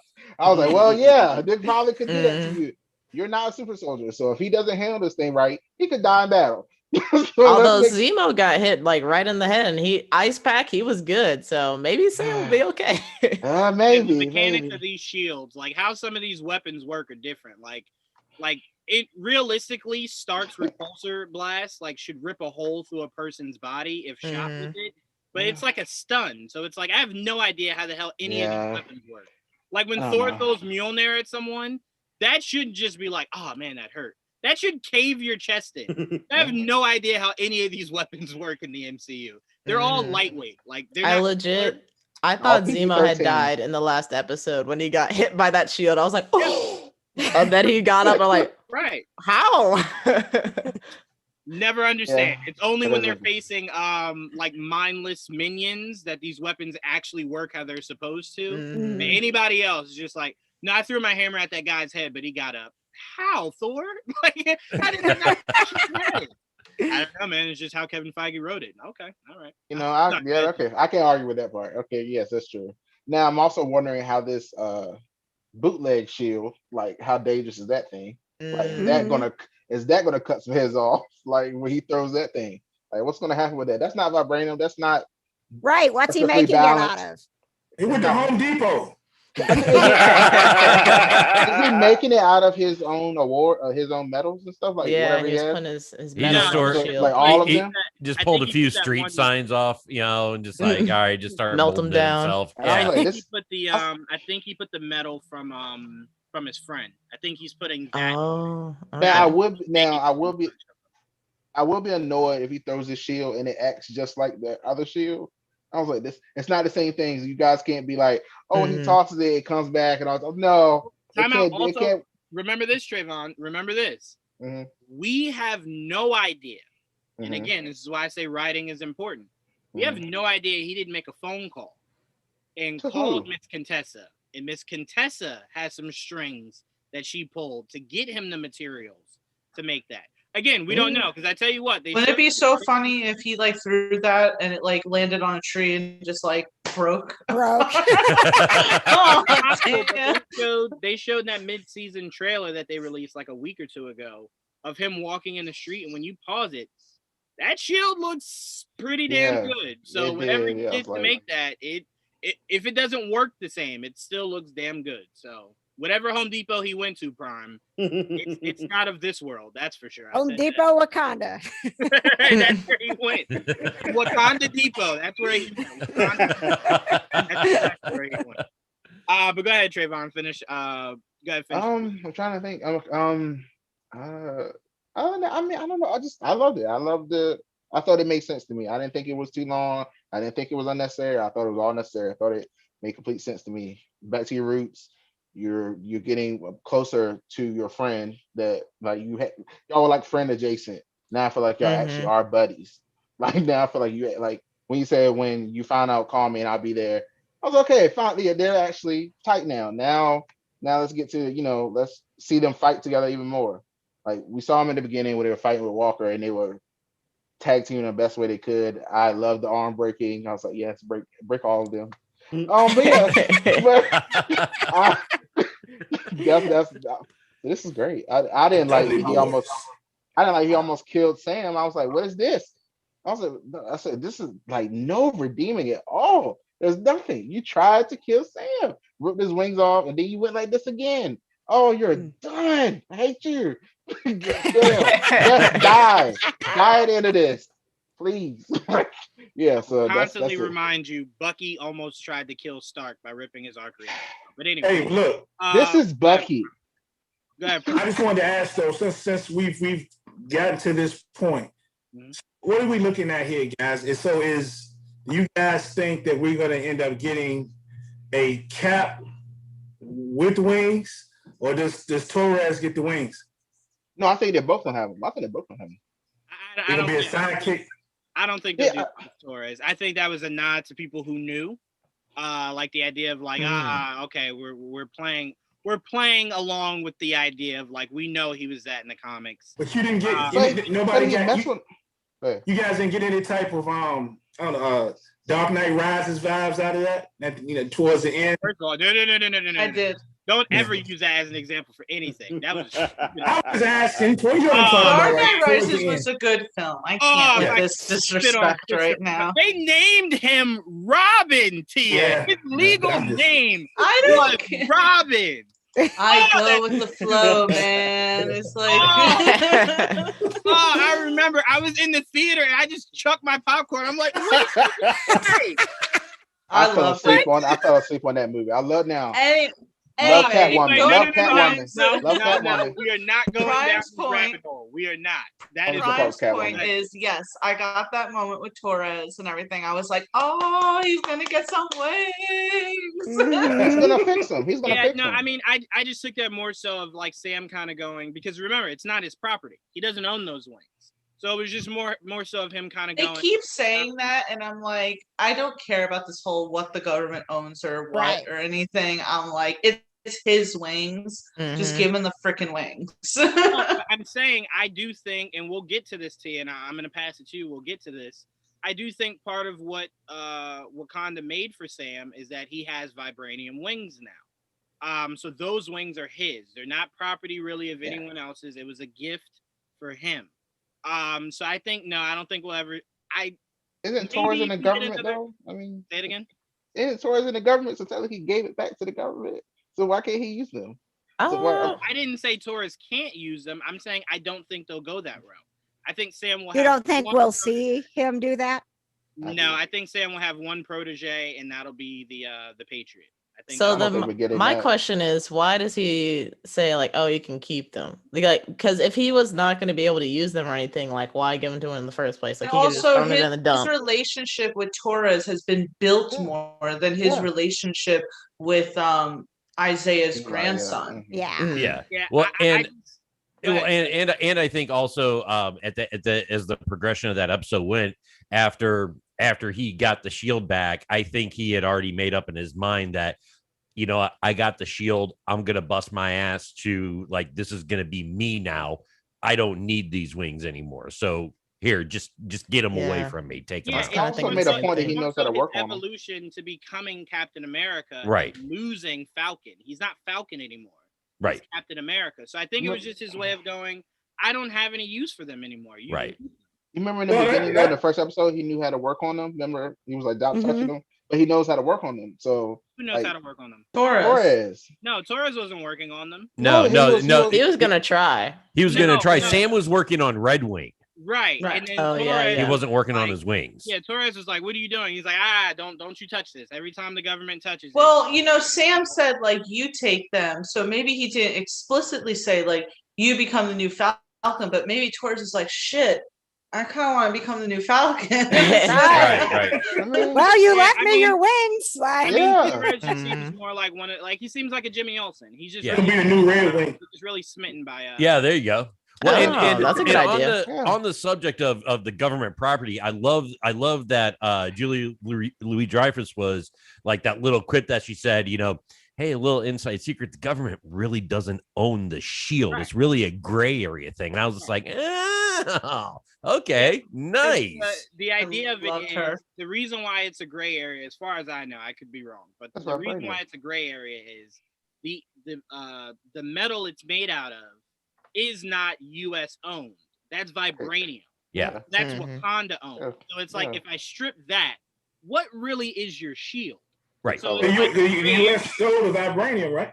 Right, exactly. Right. You know, you already know. Ooh, that does make me think of a question though, because in the last episode when John Walker was fighting the Dora Milaje, one of the spears like struck the shield and it didn't like scratch like how like vibrate. I think in Black Panther, I forget what he scratched. He scratched something with vibranium and it actually like left a mark. So somebody was saying that shield. Yeah, it was a shield. Shield. Okay, so somebody was saying that like the shield that Sam has is like a vibranium alloy mixed with like something else, like maybe adamantium or something. Well, I tell you what, if there's any adamantium in there is nothing that is breaking that thing. I mean, nothing. Short of Darth Vader coming into the Marvel universe, there is nothing. Nothing. It doesn't exist. But I don't know. I just think T'Challa's claws, I think they've evolved the technology of vibranium. So his claws were made from a higher count of vibranium than that shield. Yeah. We still don't know where the shield came from, technically. He just brought it back from wherever he was at. And I was like, where'd you get this new shield from? That's why I said it's very likely that adamantium exists now, and you're getting some retcon maybe down the road. But Tia, I want to go to you. We get the very confusing and out of place sequence of Carly and the Flag Smashers in the U.S.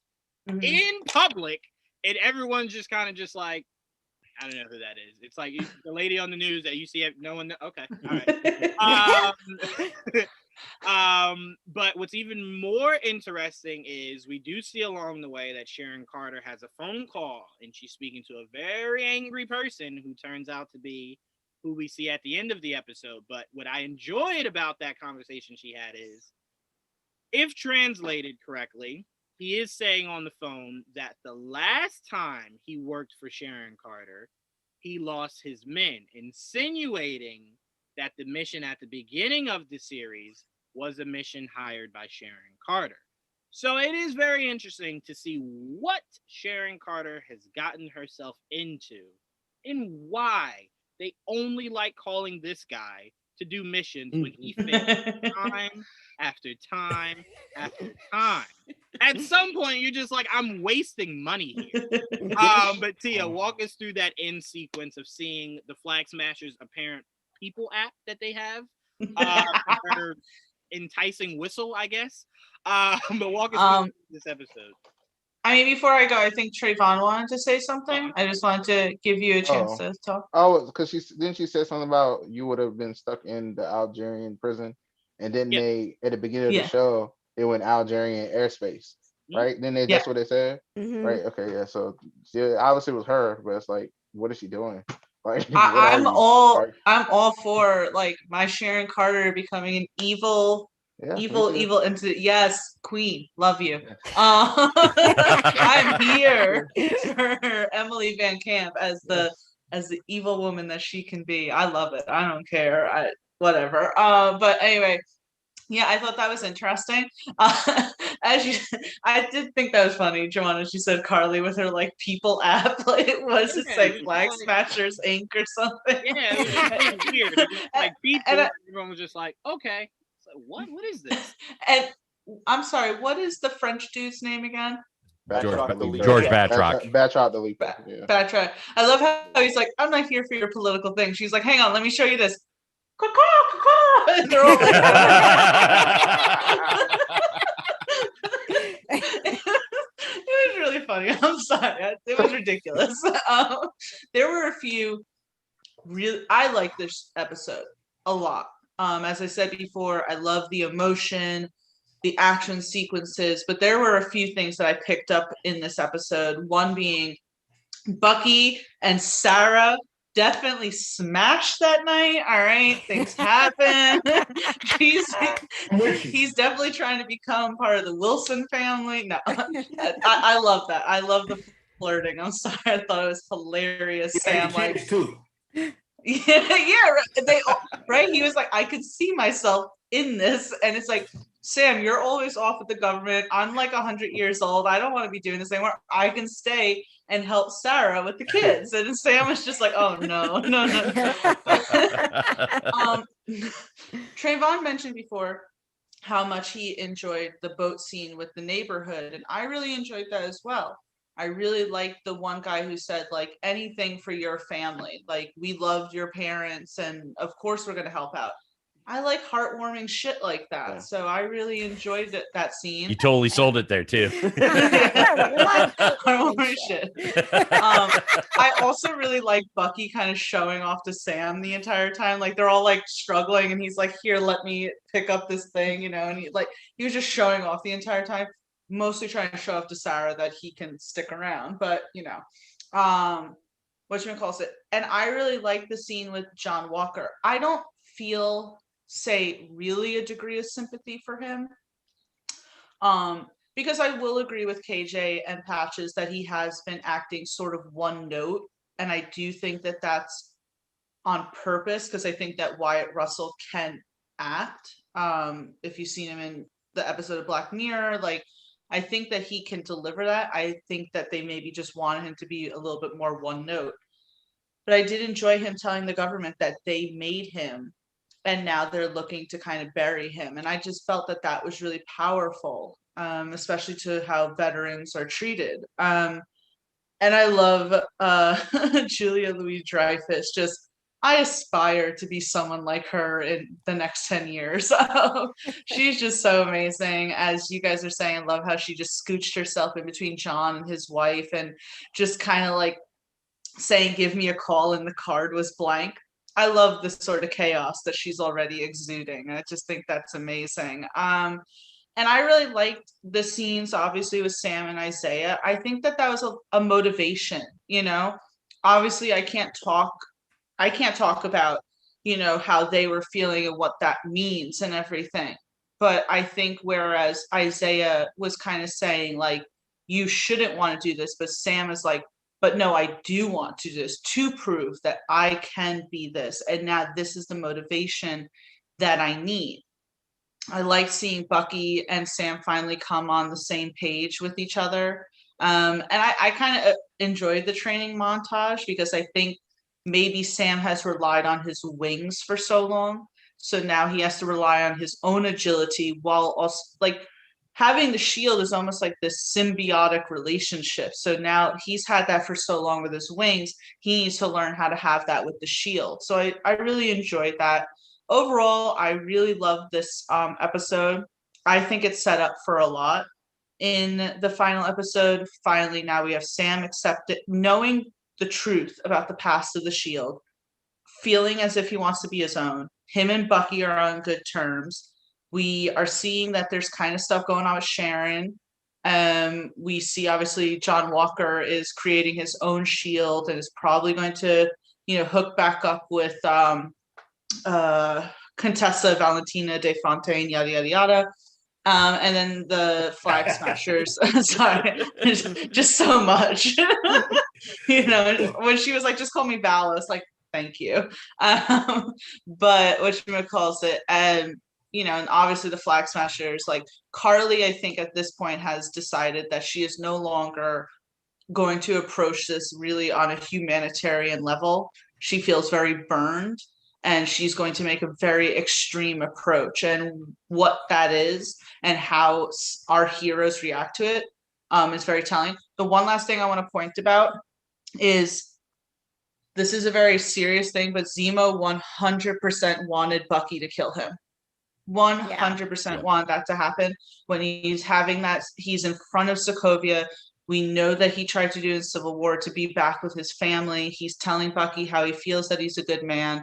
He does not make any attempt to move when Bucky has the gun to his head. And when he pulls the trigger and nothing happens and he sees Bucky drop the bullets, he looks worried. And I don't think that he looked worried because the Wakandans were there to take him away. I think he was depressed that he would not know peace still. So yeah, I thought this was a very, as Jamie said, a very hefty episode. And it certainly was. But I loved it all in all.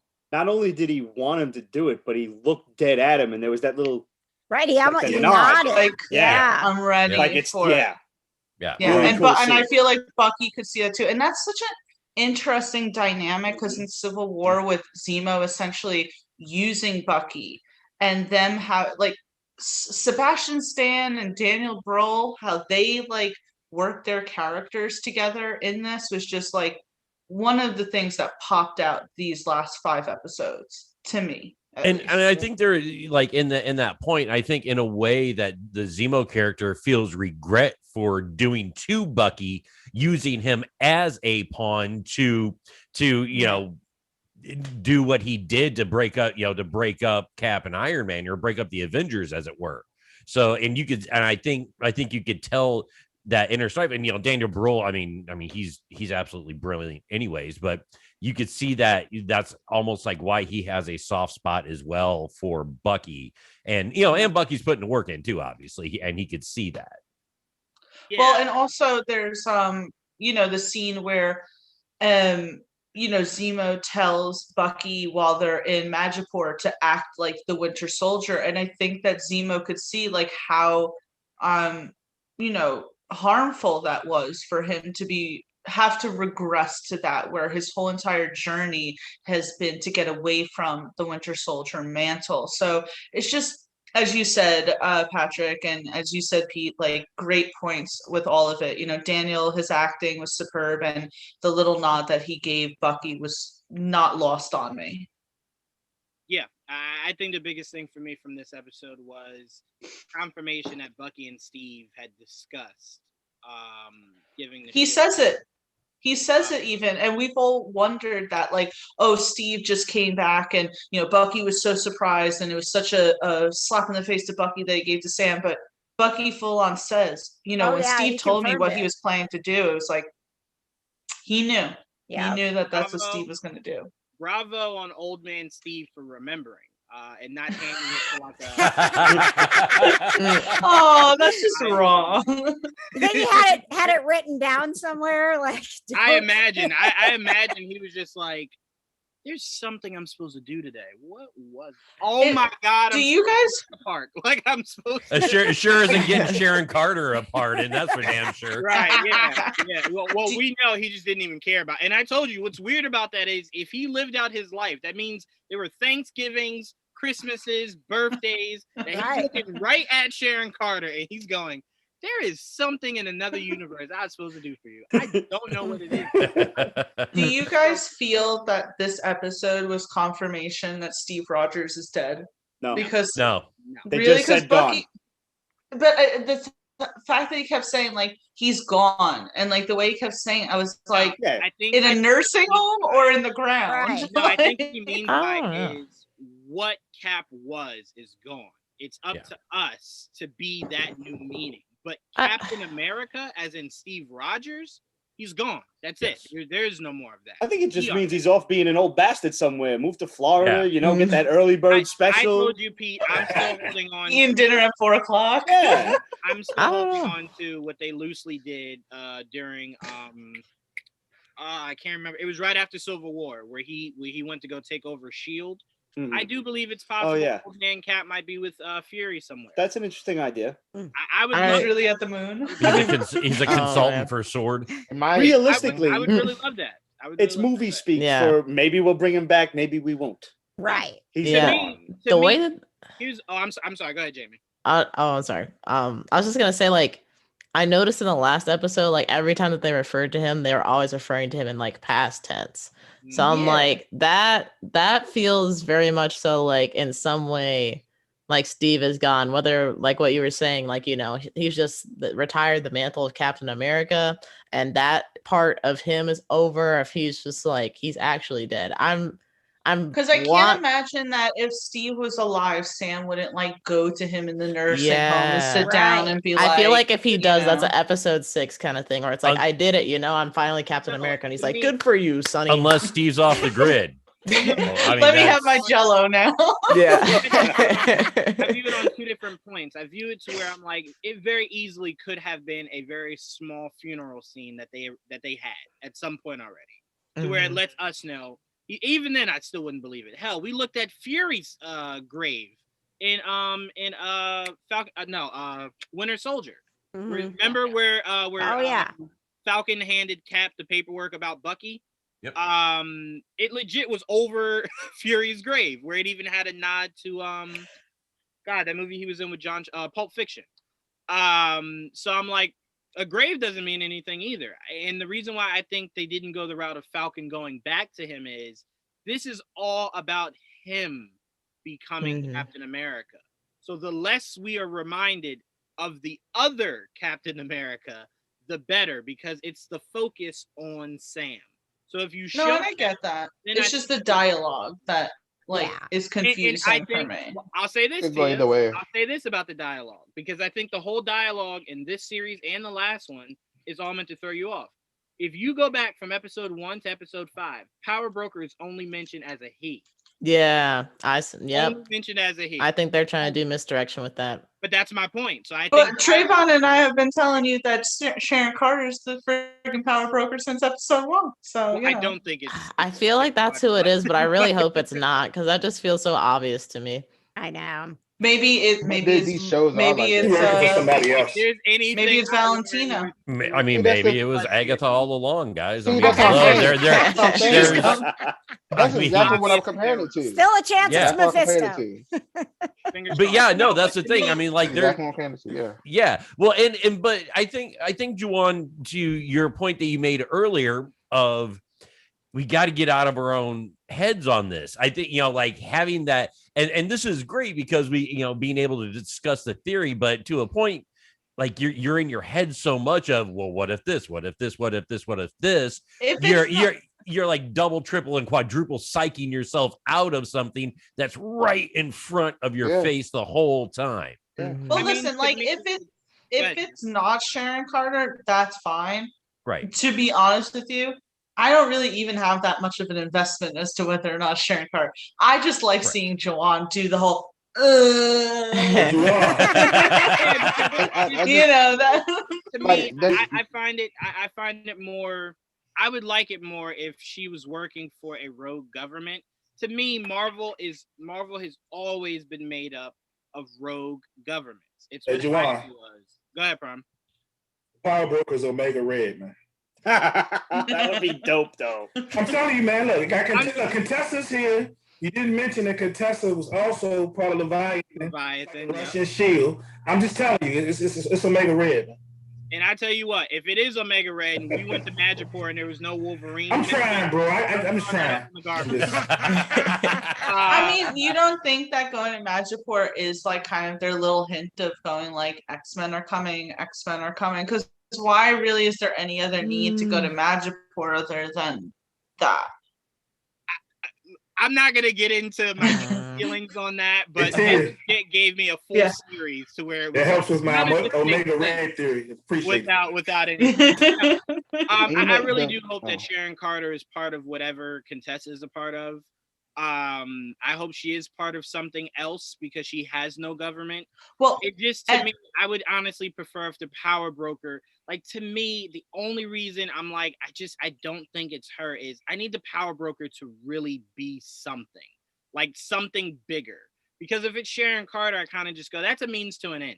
But if it's Mandarin, it's like, makes sense. He's a guy that's been in the background looking for power this entire time. And maybe in the Shang-Chi. Exactly. And then boom, Shang-Chi comes and it's like, I've been trying to get the Ant-Man technology, didn't work. I've been trying to do this, didn't work. See, that's why I think it wouldn't be that. Like it wouldn't like we hyped ourselves up for WandaVision because we just knew that she was gonna be in Doctor Strange, so we assumed he was gonna show up. Didn't show up. It just like you want Ross to show up. I just don't think they're gonna do anything like that in these shows. The only I'm thing starting to that feel like that way. I Well, like Ross the is idea of shown and mentioned, so that could When was he mentioned? Technically, mentioned by name, and then he was also shown in an end credit scene, like when they were showing the newspaper Was. clipping. Yeah. It was Ross, and then Yep. like a quote from Ross. the only reason why I like the idea of Sharon being like on a rogue team or whatever is that it's kind of like cool. Like Peggy founded Shield, so you would assume that she would, follow in the, red, white, and blue footsteps. And it's like, no, she's like pissed F off. that shit. She's Yeah, pissed off. exactly, I kind yeah. of like that. Yeah. I'm just saying. I also mentioned how in the first episode or second episode, Power Broker was in that end credit scene, and then we got Power Broker. So I'm like, it's very possible they showed that for a reason. That Ross is, and you can't mention the raft and not think that Ross is a part of it. True. Ross Right. is the Yeah, person who excellent point. created the raft. So I'm I like, think says to I think me- Iron Man when I hear Raph, but I mean, why would sure. you think Iron Man? Why? Ross, Is That's he the one that Ross's made it? Is he facility. the one that made it? no, Ross is who made No, it. that's Ross Ross's made jail, it. He didn't man. make it. Ross didn't make that. You think Iron Man took some hammer and nails and created That's the how Iron Man raft can himself? control it. Yes, I do. Iron Man wasn't a fan of it. He wasn't a fan of the raft. It was just the idea of he understood there's nothing he could do. The government's taking over. Nothing he could do. But no, that's I Ross. guess I just don't like Ross. I don't care about Ross.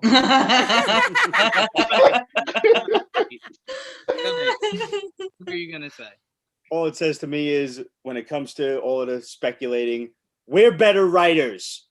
That's what it says. And they should Yeah. hire us instead. I think Or that I'll all even the go a step time. I further. think that all the I time. think the comic book writers were better writers. You should have brought them on to do these scripts. I don't know. Some comic Um, book writers made a Clone Saga, so maybe some are, but not all of them. Some. for We, sure. however, could use a nice 6 figure a year job. So why not? Yes, pay me. I'll. I'm No, just. my But fa- you don't want to pay me. I would just be like, Sharon did it. Hey, You know my favorite Female scene of the whole. supremacy. hey, real quick, I just want to say this. So we, I know you guys. I was a little late getting on, and we're talking about Contessa, and we saw Julia Louis-Dreyfus come up. Anybody else think about like all of a sudden like we're gonna get like Jerry, his pops of his. He said, Wait, what did you what's say? this thing about shields? Like, hey, why is everybody having all? It should be one shield, and this and that. And, maybe Yes. Tia loves Loki. We're gonna get Costanza as Loki's best friend all of a sudden. Like, this thing is just crazy, man. Somebody else pop up. Anything I'm that completely- listen, I have no expectations for the Loki series. My expectation for the Loki series is Tom Hiddleston shows up as Loki, and we saw that in the trailer. So it's like, Yep. all right, I'm good. Yep. No, I'll say two things. One, Prime, to go off of what you're saying, we know we're getting Norman, right? At some point. I would be a huge fan of like someone rings the doorbell, opens it, and all you hear someone go is Norman. Like it's I would love that. Hello, Norman. But no, the Loki series definitely does look good. We can talk about that really quickly before we get out of here. I did kind of piece together. I do feel as though the Loki show will be the time variants hiring Loki to stop different timeline Lokis. So you got a female Loki, you got a president Loki, you got maybe a child Loki somewhere out there. So I think it's that. The only thing that I'm really paying attention to is if you see the scene where the judge is like giving Loki like his sentencing, right above her head is a statue that looks eerily similar to Kang the Conqueror. So Well, I'm he's in really it, though. interested. Well, That's what I'm interested in. Aren't I'm curious, was he one of the Time Lords? Yeah. And then maybe he went off his path, and that's what kind of got him booted out. Because they've oh, go ahead, Tim. no, I was gonna say they revealed that his like lover or something is gonna be in it, right? It was the That's judge. who- Yeah, that's her. Yeah. Yeah. Mhm. So it's possible. But I'm very much looking forward to seeing what this sets up, because the only thing that really caught my eye out of any of these trailers was when you see the screen and it's the timeline and then there's multiple ripples in the Yes. timeline. Yep. So Yeah. it's like very interesting. I'm very curious as to why there are so many. Are they all of Loki's, or are some of those ones that Loki's gonna go, I don't know what this is. Like, I don't know why you brought me here. Who is this? I am curious with the Loki show. Like, you have, and really quick, right? You have, oh my God, Owen Wilson's character telling him about his past and everything. Is this Loki going to know what the main, like the prime Loki? You mean did, it's you going know? to be told, or does he have the memory? No, is he going to be told? Is he going to be like, hey, at some point, you and Thor are cool. You actually try and save him, and then Thanos kills you. And he's like, shit, why the hell would I ever do that? Yeah, well, I mean, he's also supposed to be in Love and Thunder, so whatever is not said He here, is? yeah, Yeah. I think will fully be said there.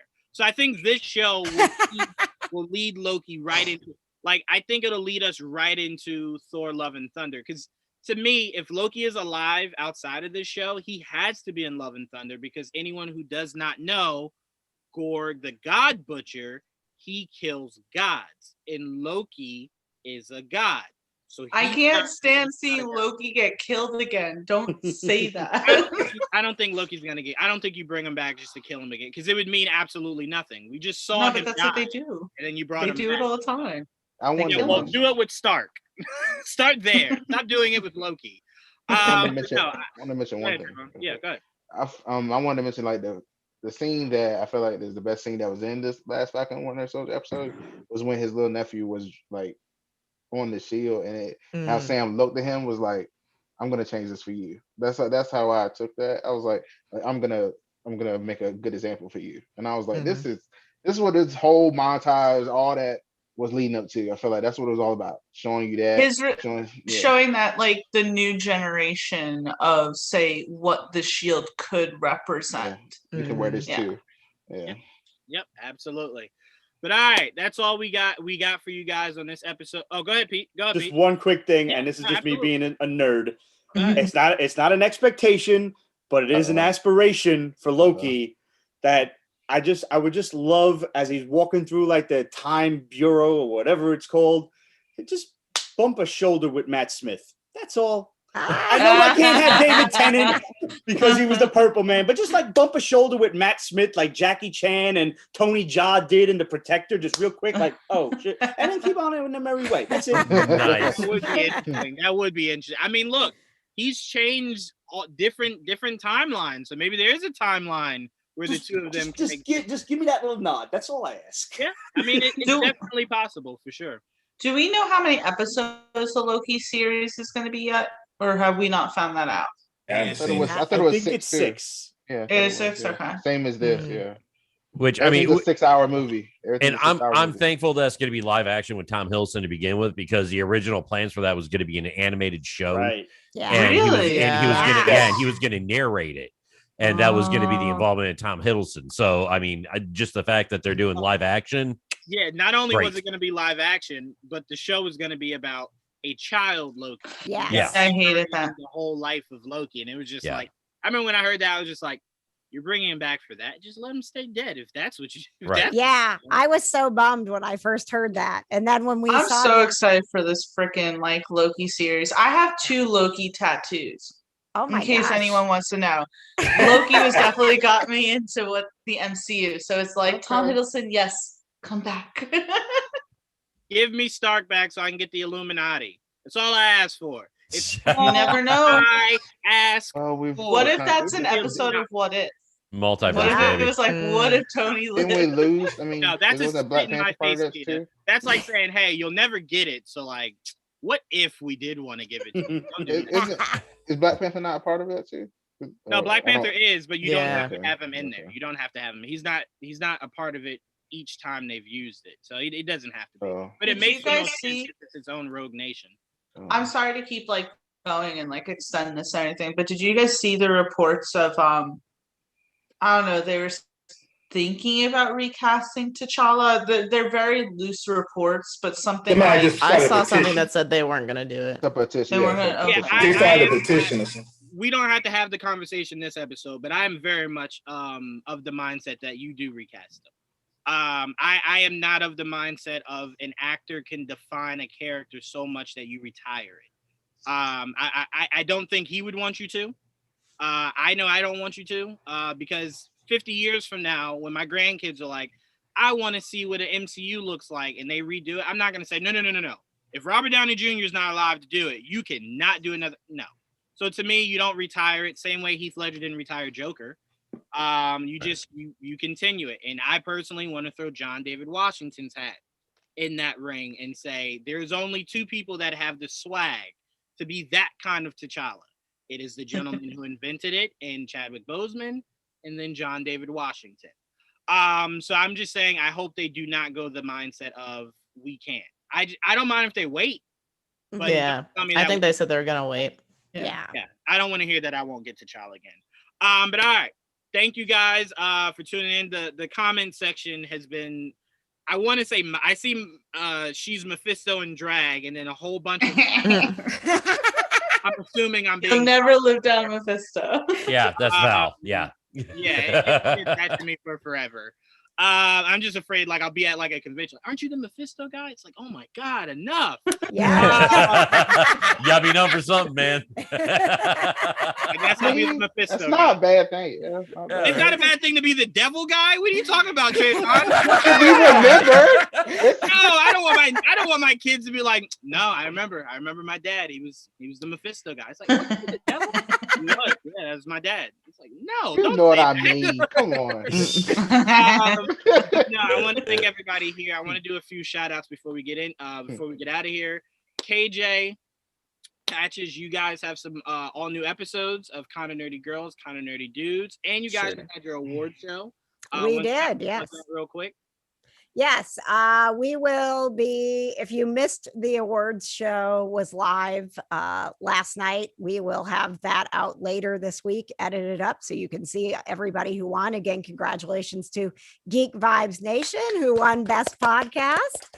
And a new episode of Kind of Nerdy Dudes this week as well. Yes, there will be a new episode of Kind of Nerdy Dudes this week. And then, KJ's got Paranormal Crossroad coming up, and then and everything with us, you can always go to kindanerdynetwork.com. I mean, it's all, I mean, dude, obviously we love doing this with you guys every Saturday night. So I mean, this has been an awesome experience from WandaVision all the way to this point. So once again, thank you for having us. Absolutely. And this apparently will go all through the year. Loki, and then the What Ifs, and then the movies we'll be talking about on the shows. So we got a lot coming for you guys this year. So make sure you always stay tuned so you can see me stress myself into gray hairs. Hey, gray hair kind of looks a little distinguished, man. It could be the alternative. There's nothing wrong with it. I just coming from a guy who has a full head of like hair that no gray is there. Right. The camera is not high def enough. Trust me, it's here. I can see like the one gray in the back, like, hey, I'm here. No, but speaking of Pete, we just did our Figure It Out show this week where we talked sci-fi. That was a lot of fun, so much fun. But also, Pete, what else we got coming from Pete's Basement? I've got a couple of unboxings to do since I'm finally trying to get a little room down here, and the eBay selling has picked up again. So I finally got some space.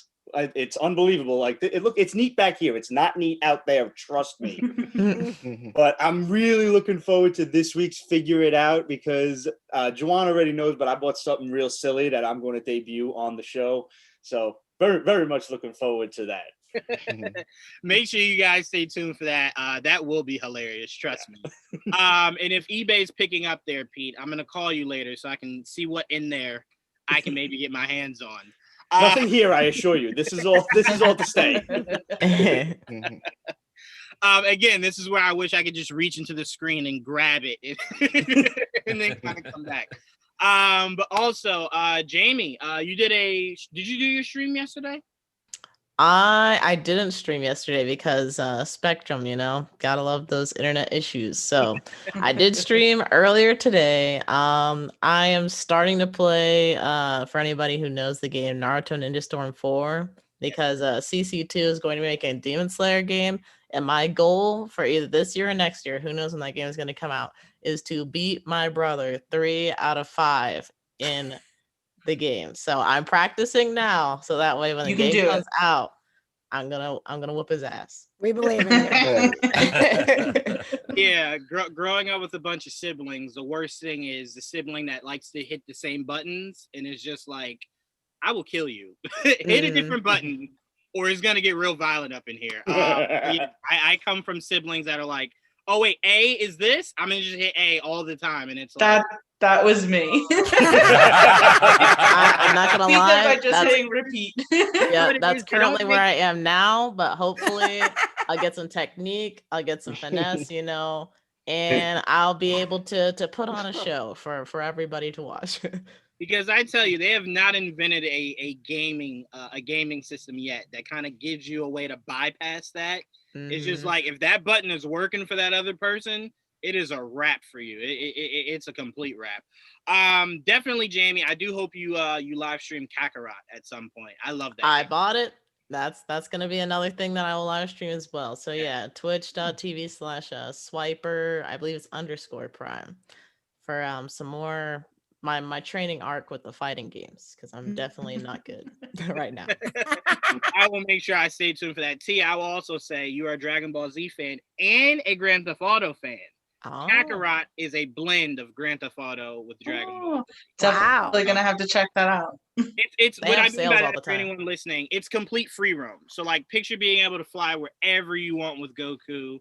Fight, obviously you can't fight innocent people, you crazy people out there.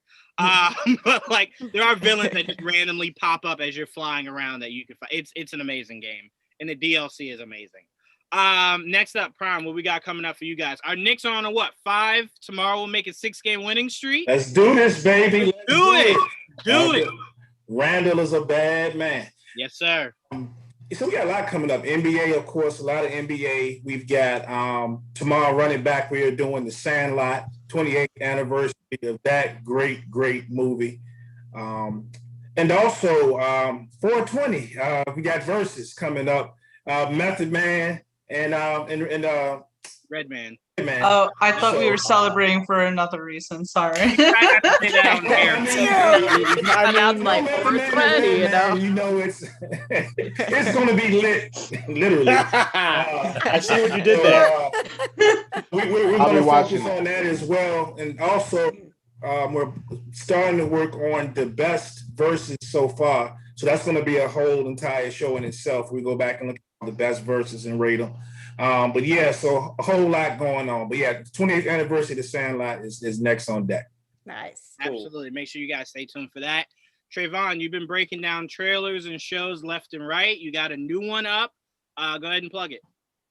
Let's see. So I mean, the newest show is probably The Nevers. That's the one I'm like, I guess the most. I love that. Yes. Yeah. That. Wait, real quick, Trayvon. Let me say this. I know there's a lot of hate for Josh Whedon out there. Do not bring that to the show Nevers. No. Separate him from what the show actually is, because the show is great. Yes. And all the people that worked hard to make this show happen, they don't deserve whatever controversy. Why is he a part of it? He created. He created the show. He It's not created about book or it. anything. He Completely stepped away. He stepped away from it with all the controversy, but his name is still on it. I heard great things about it. It's No, the show's fantastic. great. The show's completely great. from his brain. And so, Tia, when speaking of female like that show is super female driven. It is a bunch of badass women in Victorian London. Yeah. It's awesome. I'm sorry. I just wanted to say that because I know what's going on with his name, and at some point, someone's gonna figure out that he was involved, and it's gonna.